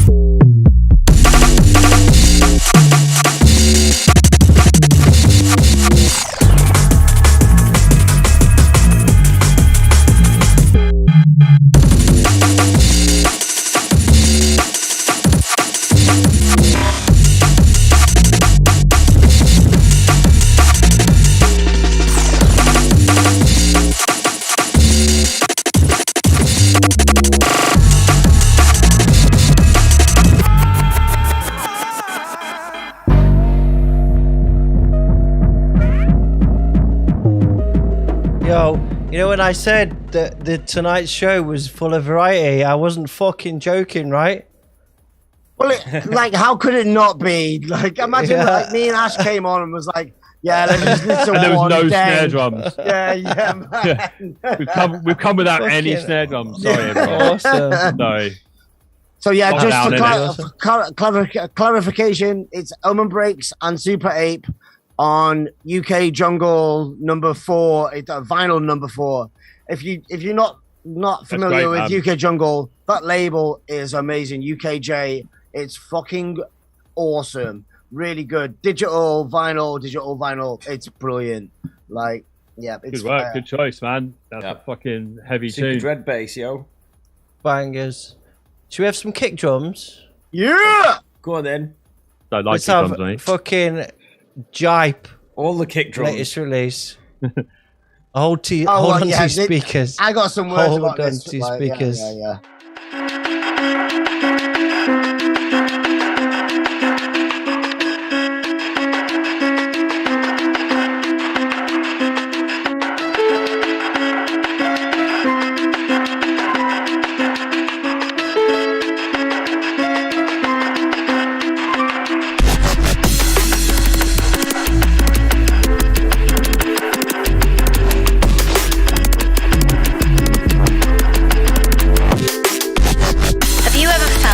like you've heard someone calling your name, but nobody has been? Well, you're not alone. 75% of people have had a similar experience, but research suggests up to 10% of the world's population hear voices regularly. The experience is different for every individual.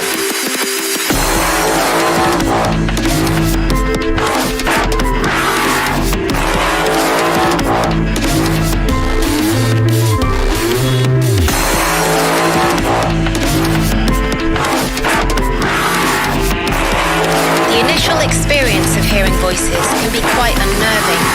Most can remember the precise moment they first heard a voice.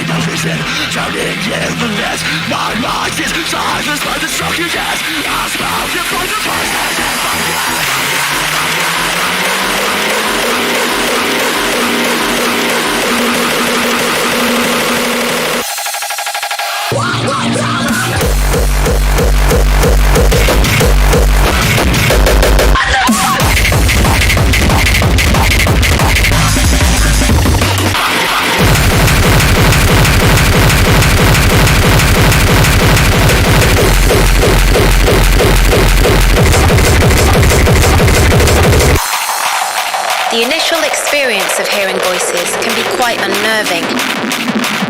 Most can remember the precise moment they first heard a voice.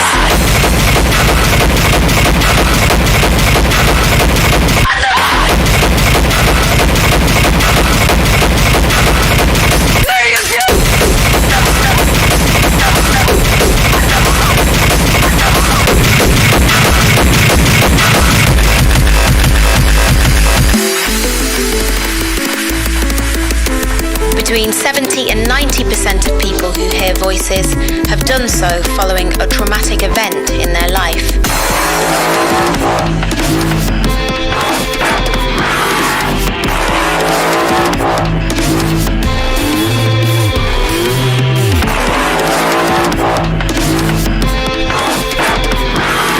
Quite often the bad side is the stronger one. Most can remember the precise moment they first heard a voice. I don't give a shit about you! I only care about what you fucking eat!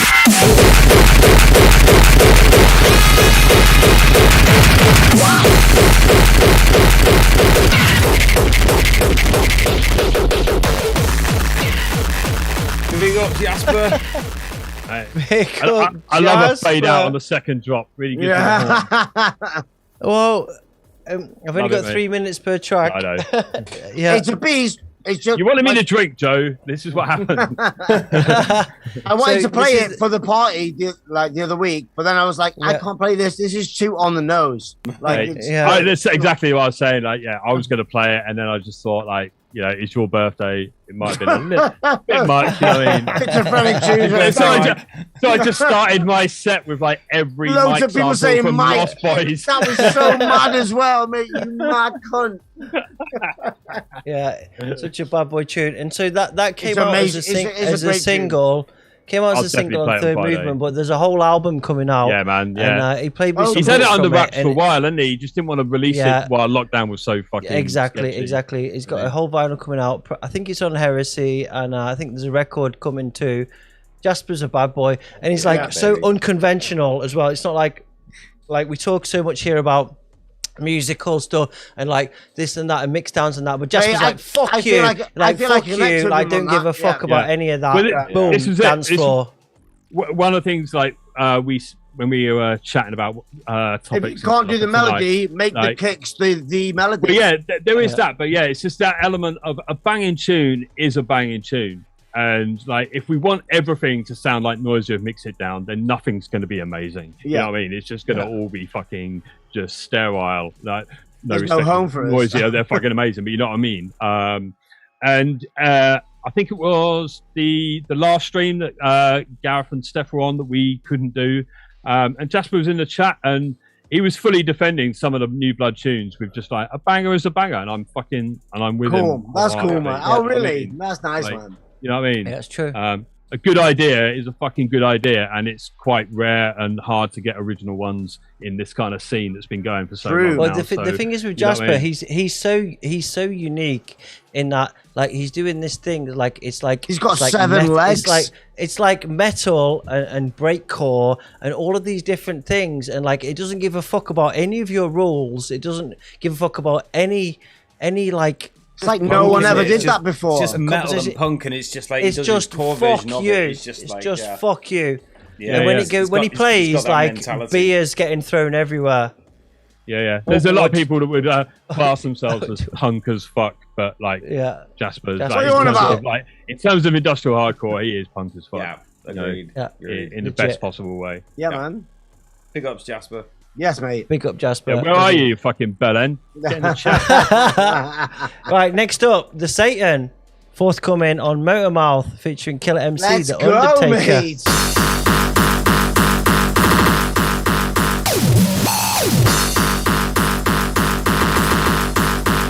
The Undertaker.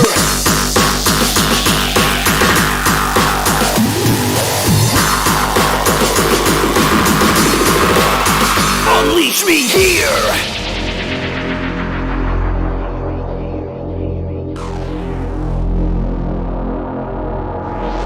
Yes!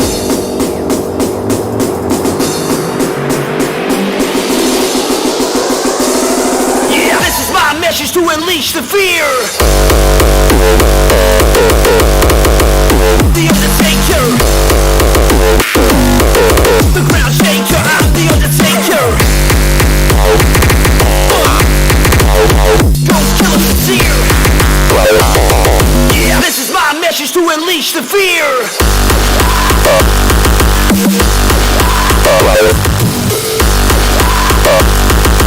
Driving up in the motherfucking hearse.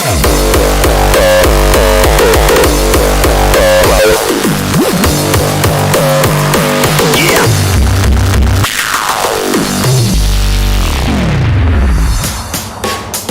Yes! Ice cold killer on the motherfucking body. Rigor mortis, yeah, to the zombie. Belch himself off, blood soaked. Cold stiff soul, gas trap, motherfucker cold. I don't bluff, I stand the fucking curse. Driving up in the motherfucking hearse. Follow my will, I'm going in for the kill. Act with the chest, yeah, I'll do this my kill. Rap motherfuckers home.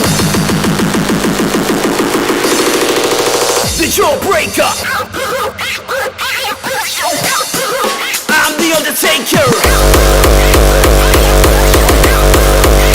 I'ma burn you. Put you in the motherfucking urn you. Yeah. I'ma cut you. This is my message to unleash the fear.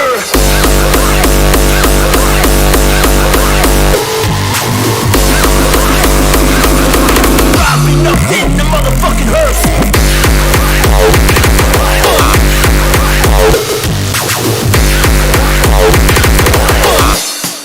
I'm the Undertaker. I don't bluff, I stand the fucking first. Driving up in the motherfucking hearse. Follow my will, I'm going in for the kill. Act with the chest, yeah, I'll do this my chill.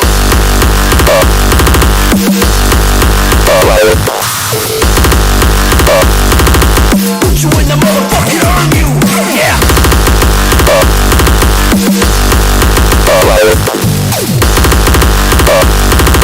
This is my message to unleash the fear.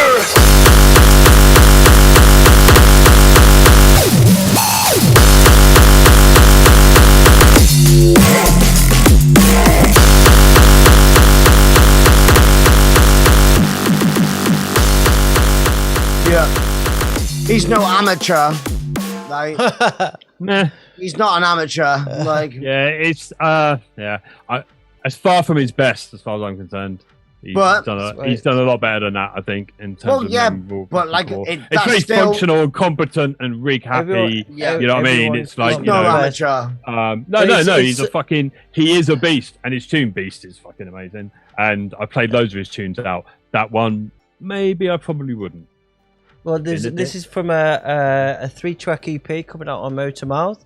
I purposely chose the one that was more filter kicky and more like core hardcore. Because like we had such a broad spectrum of music. I wanted to play something at this end, totally, and there's people in the chat that are absolutely loving it, and especially I like the movement on the tails, the filter kick stuff. Really cool, man. Yeah, really man. Cool. It is. It's fully functional, and like the edits. If you can do that well, sweet. like that's an art in itself, and he can it's do a better hardcore really track well. than I could make. For sure. It just for me, it just feels a bit clinical, right? It feels like it hasn't got any soul, and there's nothing personal to take away looking from at the state of us, kind of like a couple of tracks ago, we were like just bouncing around the room like lunatics, exactly, and it was just kind of like flat, and it's just because it just doesn't have that soul. I love Dennis. He's an amazing this is where I slightly disagree. This is what Joe, when we all go, but you know what? It doesn't need music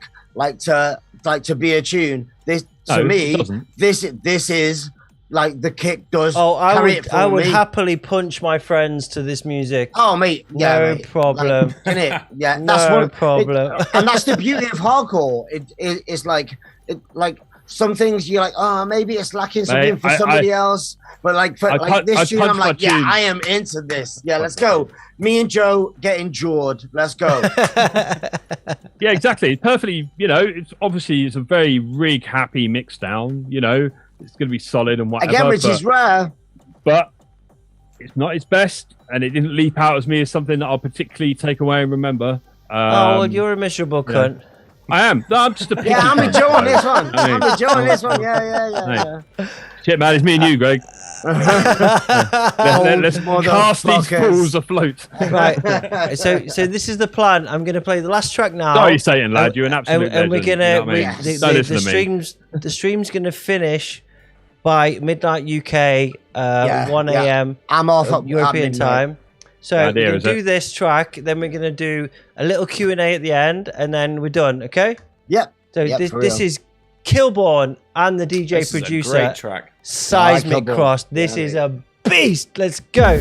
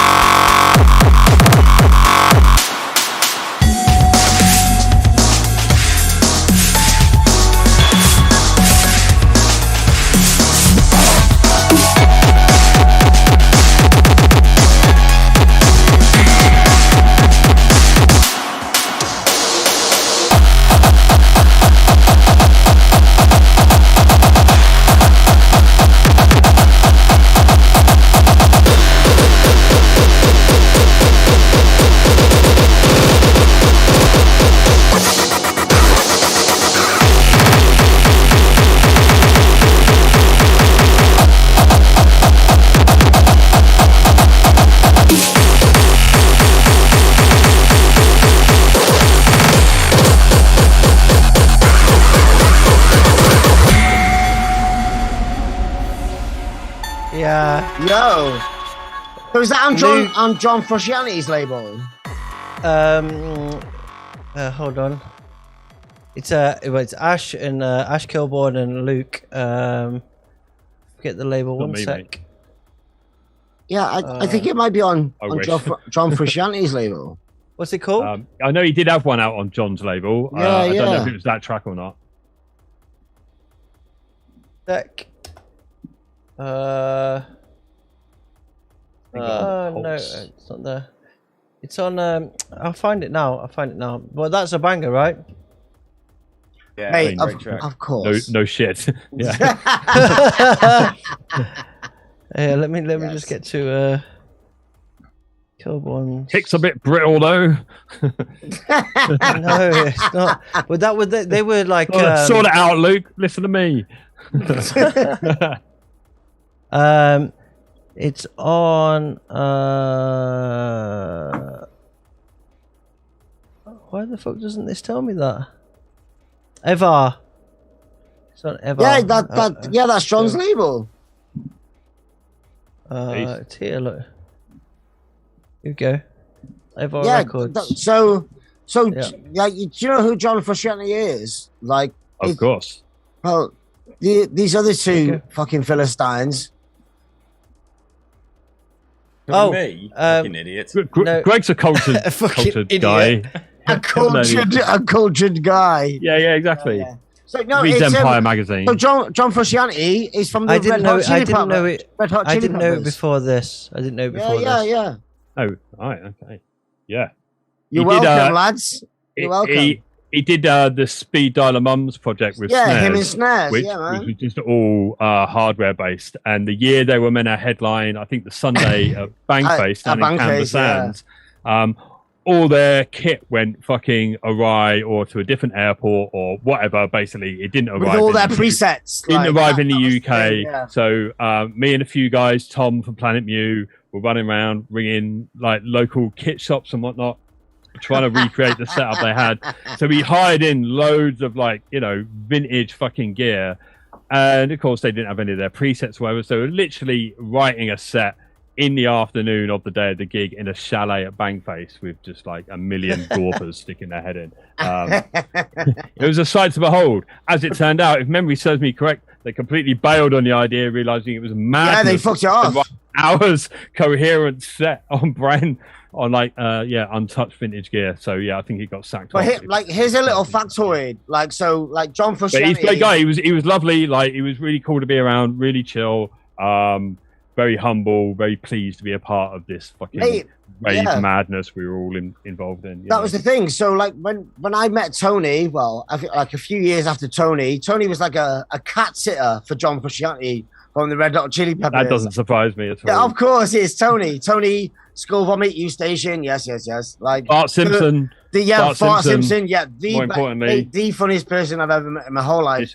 And he's American, so that's like worth double points. But like when we met each other, well, I met him in the back in the green room at the Black Swan. The Swan. Yeah, the Swan with a sofa coming through the ceiling. You can't call that a green room. It's like a fucking black room. People going green in the room. But they refurbished it recently.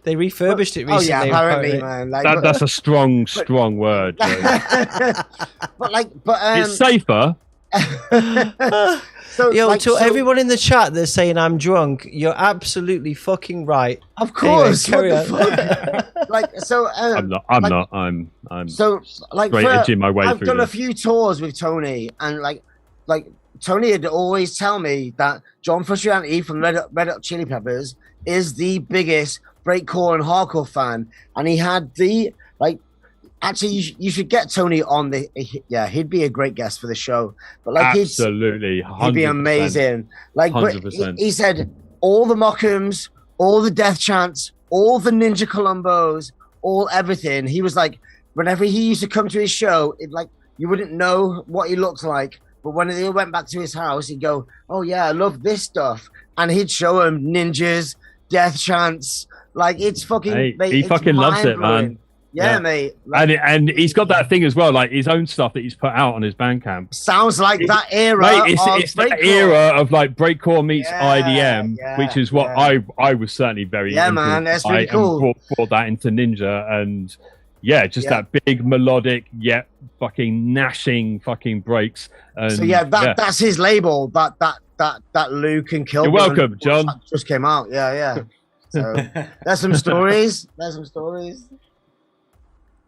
Sick. Okay. Anyways. Let me just get rid of this cat. Right, so we've got 20 minutes left, and then I'm calling it. So yes, we're now moving out of fucking. What happens in 20 minutes? We're moving out of 5 deaths. What's hot? What happened there? We're moving out of what's hot into the after party questions and answers. What's not so hot? Shout to the chat. If you've got questions, then now's your time for questions. Any questions you want to ask in the chat, now's your time. I know John. I've got questions. If Dino's in the chat and it's an after party, he should be doing vinegar shots. Come on, Dino, man up. You used to be fun, man. You used to be fun. What the fuck happened? Right, I know John Pert. If you're still there, you had a question. Ask that question. Topsy-Turvy had a couple of questions Mo, as well. I think they've all passed out. No, there's still people. John Pert had a good question. Topsy-Turvy had a good question. Ask them now. Any question to any of us or all of us, now's your time. We've got 15 minutes, and then I will do the last track, and then that's it. Any questions? Do you not know what their nice questions were, Joe? If you no, let's go. No, actually, that knowledge is gone, is it? Actually, I do know John Pert's question. John Pert's question was, will Mike and here we go. Is there a new Dolphin and Teknoist track coming out? Yes, there is. Yes, there's a few apparently. There's one coming out on Oblivion. We never talked about MMM, did we? We never talked about Mike. Yeah. Okay. Joe, do you want to? Yeah, tell us, Joe. We can play this, and then we can talk about it.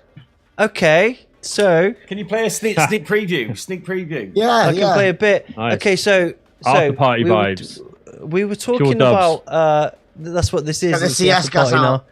So, we played the Audacity before, and that was made around the same era as another track called MMM Mixmaster Mike, which I also played in every set. Yes. And in 2019, at Jeff Con, I came to you guys. I was like, guys, you need to finish this off, and I really want to release it. Like, it's really important to me, and that's beautiful. Yeah, so it's finally finished, and it's gonna come out. Don't know when it's gonna come out, but should we play a tease? Yes, of course. We'll play a little bit. Play the middle section. Play the good bit. Play the good bit. Play the outro. The outro. Let's play. Last 4 bars. Let's go. If you can't say it in the last 4 bars. Okay. It definitely says it in the last 4 bars. Hey, Jive's in the chat. Exactly. Yo, Jive. Oh, Jasper's turn. Yeah, Jasper. Jasper, we played your shit, bro. What's up? We just talked about your sexy ass. Yeah. I'm gonna play it from the start, and I'm gonna play it for 2 minutes. I'm gonna talk over it a bit, okay? Yeah, of course. This is forthcoming Oblivion Underground, originally took 16 made years in to finish this track. 2005. Honestly, Yeah, 2005. The last copy I had, and then I did it up. Standard in my world. Yeah, let's go. Let's go.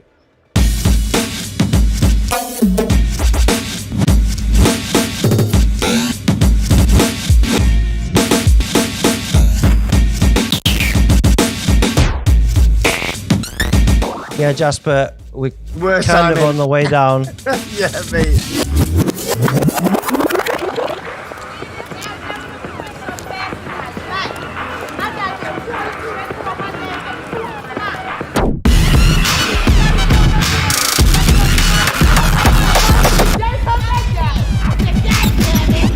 Let's stay at those pins. I'm going to talk over this. Stay at that, mate. Oh my god. Look at that cunt. Best, mate. Fuck me. I need a better class of bass.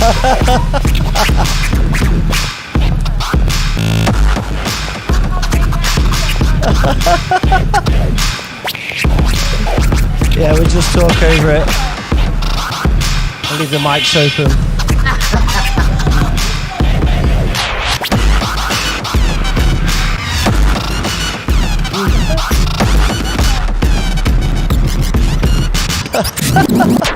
Where my real hip hop heads at today?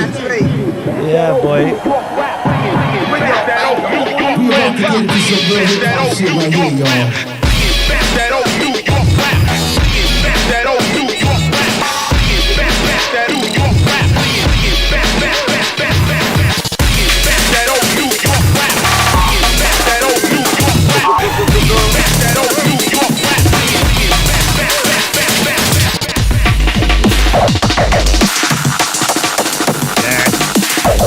I remember this.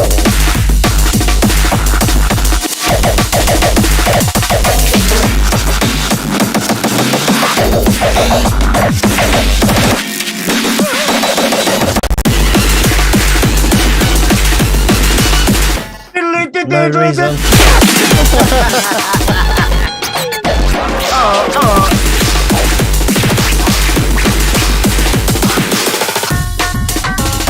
Talking over the track. Over. Yep.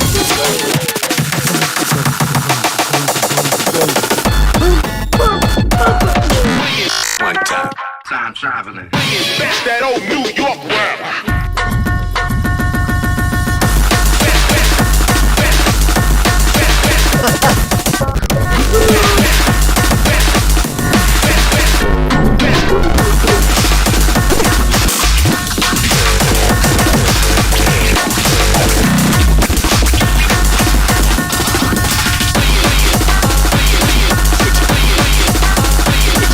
Yep. Yeah, there we go. Yeah. Okay, so there's so much more of that to come. Hype. It's got all the ADHD of 2005. Yeah, for real. That I still have. Like, Yeah, so, I'm just miles away from you now. That's all. John Pert saying, "Is it coming out on Oblivion vinyl release?" Yes, it definitely is. Mm-hmm. So there's that. Yeah. And Ash has had enough. Oh no! Sometimes he just turns transparent. Like it's cool. That's what he does, man. He gets tired and he turns into glass. We're good. Okay, I'm gonna go to some questions. Greg, what is your creative process when you're creating your ambience and breaks? I love your sound. I even cried a little bit of Prospect Ravegeddon. So much energy. So the question is, what is your creative process when you're creating your ambience and breaks? Masturbation. I've seen him. I've watched him. I've caught him. Honestly. Jelly hands. Yeah. Oh man, I could talk about that forever, but I can't even start. It's an important conversation, though. We should do it one point. Give the short story at some time. Yeah. Short story. Just sit there, like get in the mood. Sit there, play some nice chords, find some nice sounds, build an intro, and then make a track from there. Simple. From the soul. Yeah, I mean, I'm not really. I don't tend. Very rarely do I start from the drop. I start the intro, build the feeling for it, or have an idea in my head of the kind of to make a world. The kind of sound or the kind of feeling that I want, and then it starts with the chords, and then sometimes it just starts with some piano, and then that piano turns into a strings or whatever, and then you just build something out from there. You build melodies. You just whatever's in your head. The kind of vibe you want, or you just sit there for like 3 days doing like crazy granular fucking sound design, and then just stick it all together, and that can just be just as important. Yeah, totally. But what's important? Not you. You're important. Not you. I'm not sure that's not true. you, fucking nuggets. More questions. Let me scroll here because I've missed some things. If Tony and Lynn were being whisked away in a river, who would you dive in for first? That's really hard. What a horrible question. Mate, I'd save them both. The two best Americans that have ever lived. You know what I mean? I know. Other than Amina, I'd save them obviously. both, and I'd drown myself. Because that makes sense. That makes sense. Like that wasn't the options. No. The option was if you could save one of them. That isn't the moral dilemma. No, shut up, you. If you could save one of them, who would you save? I'd save the other people that weren't me, and especially those two. So that makes sense. Like those two. Politician loophole you're working there, my friend. Mate, fucking hell, mate. I wouldn't save you. Fuck them. Let them both drown. keep the questions coming, Keep guys. it simple. Yeah, not that fucking complicated. Questions to Teknoist. Thank you for releasing everything on Bandcamp. What drove you to re-release everything? Please keep re-releasing. Can't wait for more. Just because everybody should have every idea that I don't find any of my ideas particularly precious. I think if I've written it, it needs to be out, and if it's in my control to release it, then everybody should have it for the cheapest, but also whatever they feel that they'd like to pay for it. So everybody, it's like have all my ideas, and forever it'll be the exact same thing. Awesome. Does that make sense? Yep. Question from Cam. Ash, did you or will you do movie trailer voiceovers? Honestly, my voice is awful. What are you on about? No, it's not, man. It'll Not be if the you most want to miserable masturbate. movie ever. Monotone, generic South, not really from anywhere. Absolutely. You like to touch your ball bag? I just know how to talk close to a microphone. There we go. To a mic. There you go. There you go. I try not Two to more talk too close to you, mate. I know. I just You get funny ideas. I just jizz. Yeah. Instant horn. We have some. we have to go We have some funny pictures that we didn't show. Yeah, let's get them out. Go on, let's go. Are we drunk enough for this? Yeah. Well, my body, Greg, are you drunk enough for this? drunk. Hella drunk, baby. Right. Okay. Good. Okay. I'm sorry. Are we really ready for this? I'm not sure. I mean, I've got no idea. I'm looking at a black screen right now. Okay. And that's as good as it's about to get. Okay. Let's do Greg when he took his cornrows out. Whoa. Second time. You're welcome. East. All right, Drexel from That's actually real hair. That's actually amazing. I don't have a copy of that photo. Mate, that is special. That is. Yeah. Next level. Yeah. That's never going to happen again, I hope. Any other questions? I'm sure on that photo alone, there's a lot. There should be. Yeah, there's a question. Is Down with the Sickness remix coming out? Yes, Gemma, it's coming out on Oblivion with the tune that we just played. The vaccine, like it's coming out with a free vaccine. No, don't, Carly. To all of you, who are the biggest inspirations for you in your musical life or your Myself. musical heroes? Mike. Yeah, see? Real. Mine was Greg. Real, yeah, man. Yeah. Like a self-contained fucking destruction unit, aren't we? Actually, Yeah. I don't know, man. I've got a lot of influences. I mean, nobody cares about you. Exactly. Exactly. I could talk for hours about Zappa and they'll always run back to Greg. That's the thing. Like they'll always go back to this poem to Greg. That's a real answer. Greg, your sister says I can send you some great pictures of Greg. Yes, send please. Send them because we'll get them out on the future shows. Yeah. Nice. We've got time for if we're talking like one big linchpin that's been insanely influential, or maybe two, the spheres that Simon Underground and Mike Paradinas have covered in the UK of how they've managed to just sustain and push like so much varied underground music. I mean, hats off to both of them because none of us would be here without either of them. Yeah, like you know what I mean.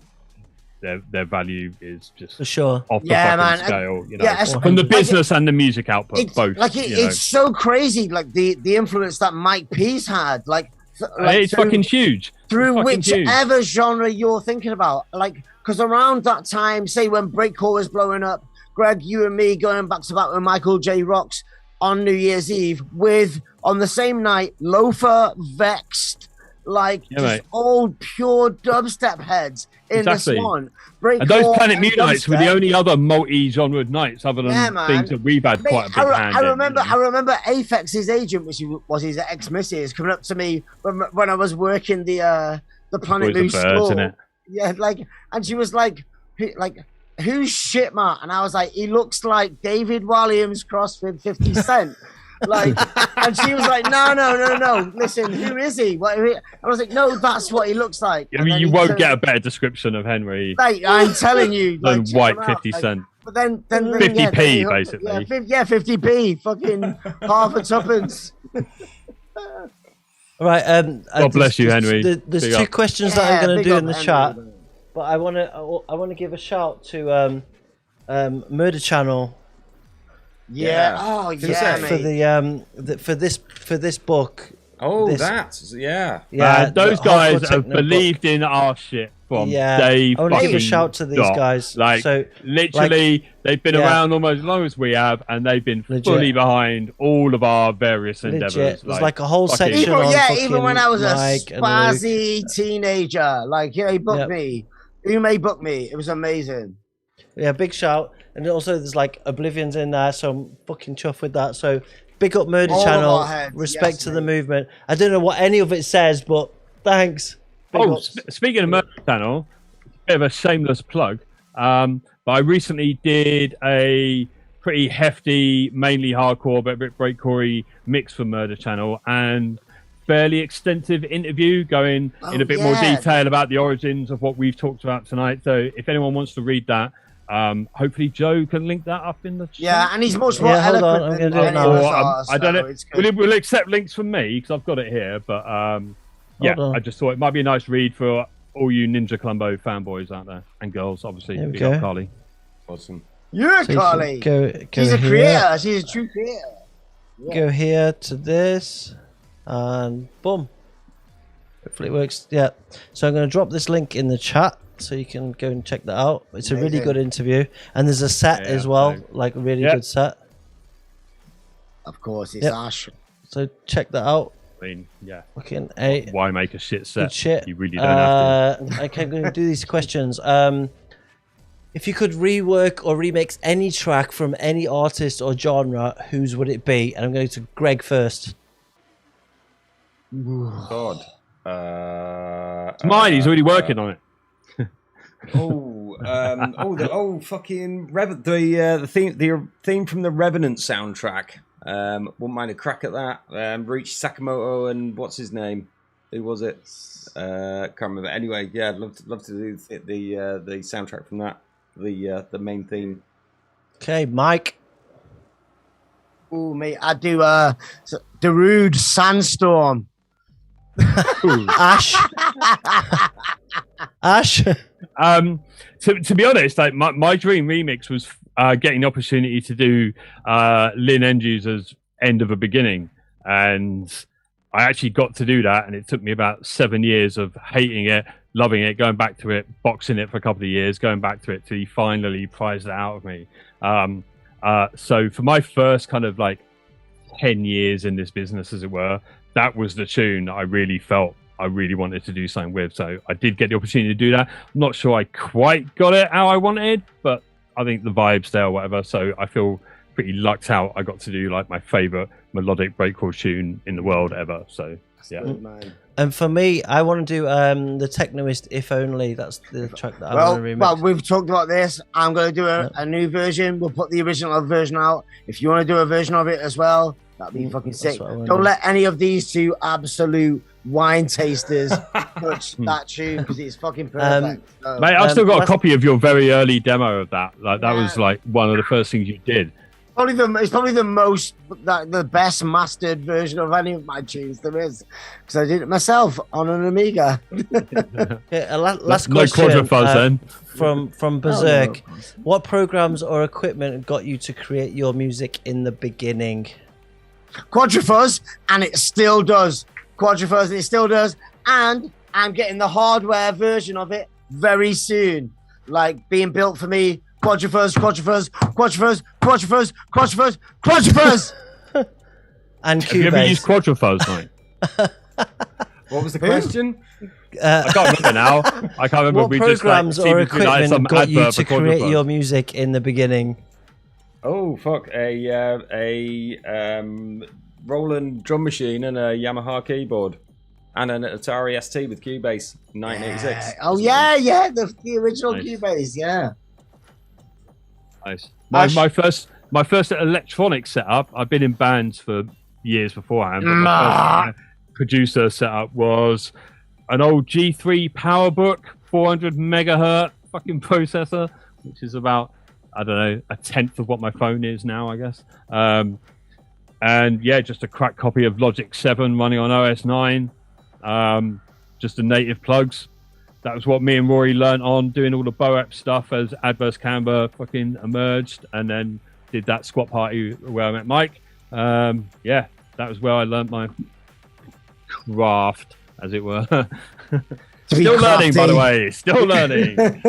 Far from mastered. We're all just students of the drums. Yes, yeah, I've changed my process a fair bit during lockdown, so it's very much Cubase heavy. Hopefully, you've changed it to finish tunes. So yeah, well, let's not get too hasty. Come on, lad. Yeah. But no, I've kind of opened up Ableton a bit more as a sound design tool and getting a lot more out of that, like really understanding the depths of that a bit more. So I'm having a lot of fun on the sound design tip during lockdown. Good. So that's been good. Yeah. Awesome. I feel progress has been made. Right. Awesome. Right, I'm going to call it. One second. Joe, thank you for having us, mate. This has been amazing. Like, get in the cab, really Joe. Good. Like, it's get in the cab. Get in the Uber over to ours. Like, we're good. Sort it out, mate. I'm going to get another job. Like, and everybody in the chat room, thank you for being patient with us. So, and I'll let Joe obviously close us out. Yeah. But I'll talk over him constantly. Thanks to everyone that tuned in. Thanks to everyone that did the New Blood stuff. That was fucking great. That was loads of fun, boys. We should do this more often. Yeah. Been a blast. Thanks for coming on, guys. It's been great. I want to say good time. What one last thing, a promotional thing. The white labels of Oblivion 18 are here, by the way.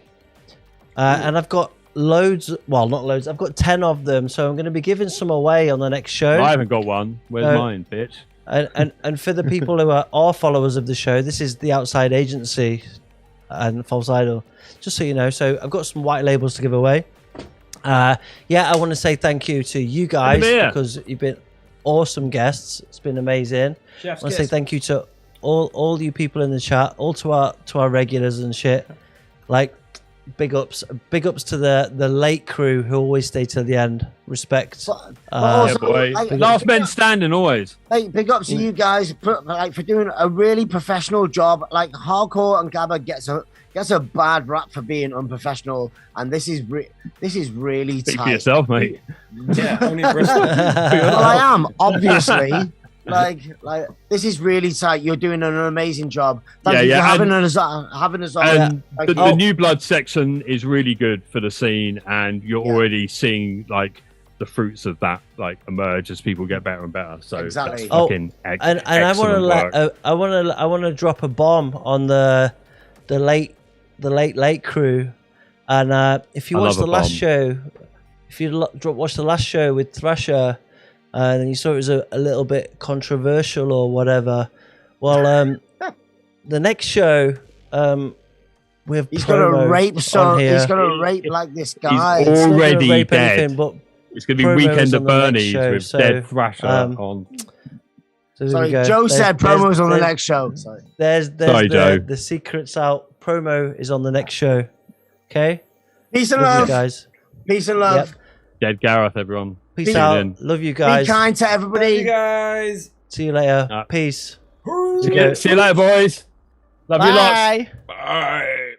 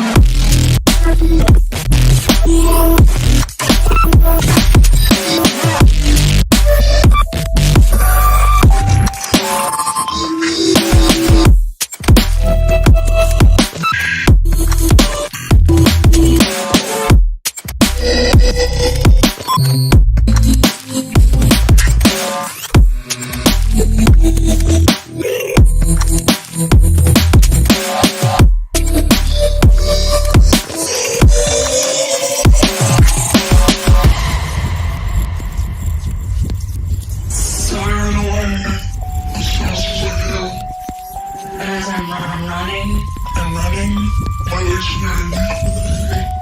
feel like I can barely scream, but I'm running for my life until I just let myself collapse and fall.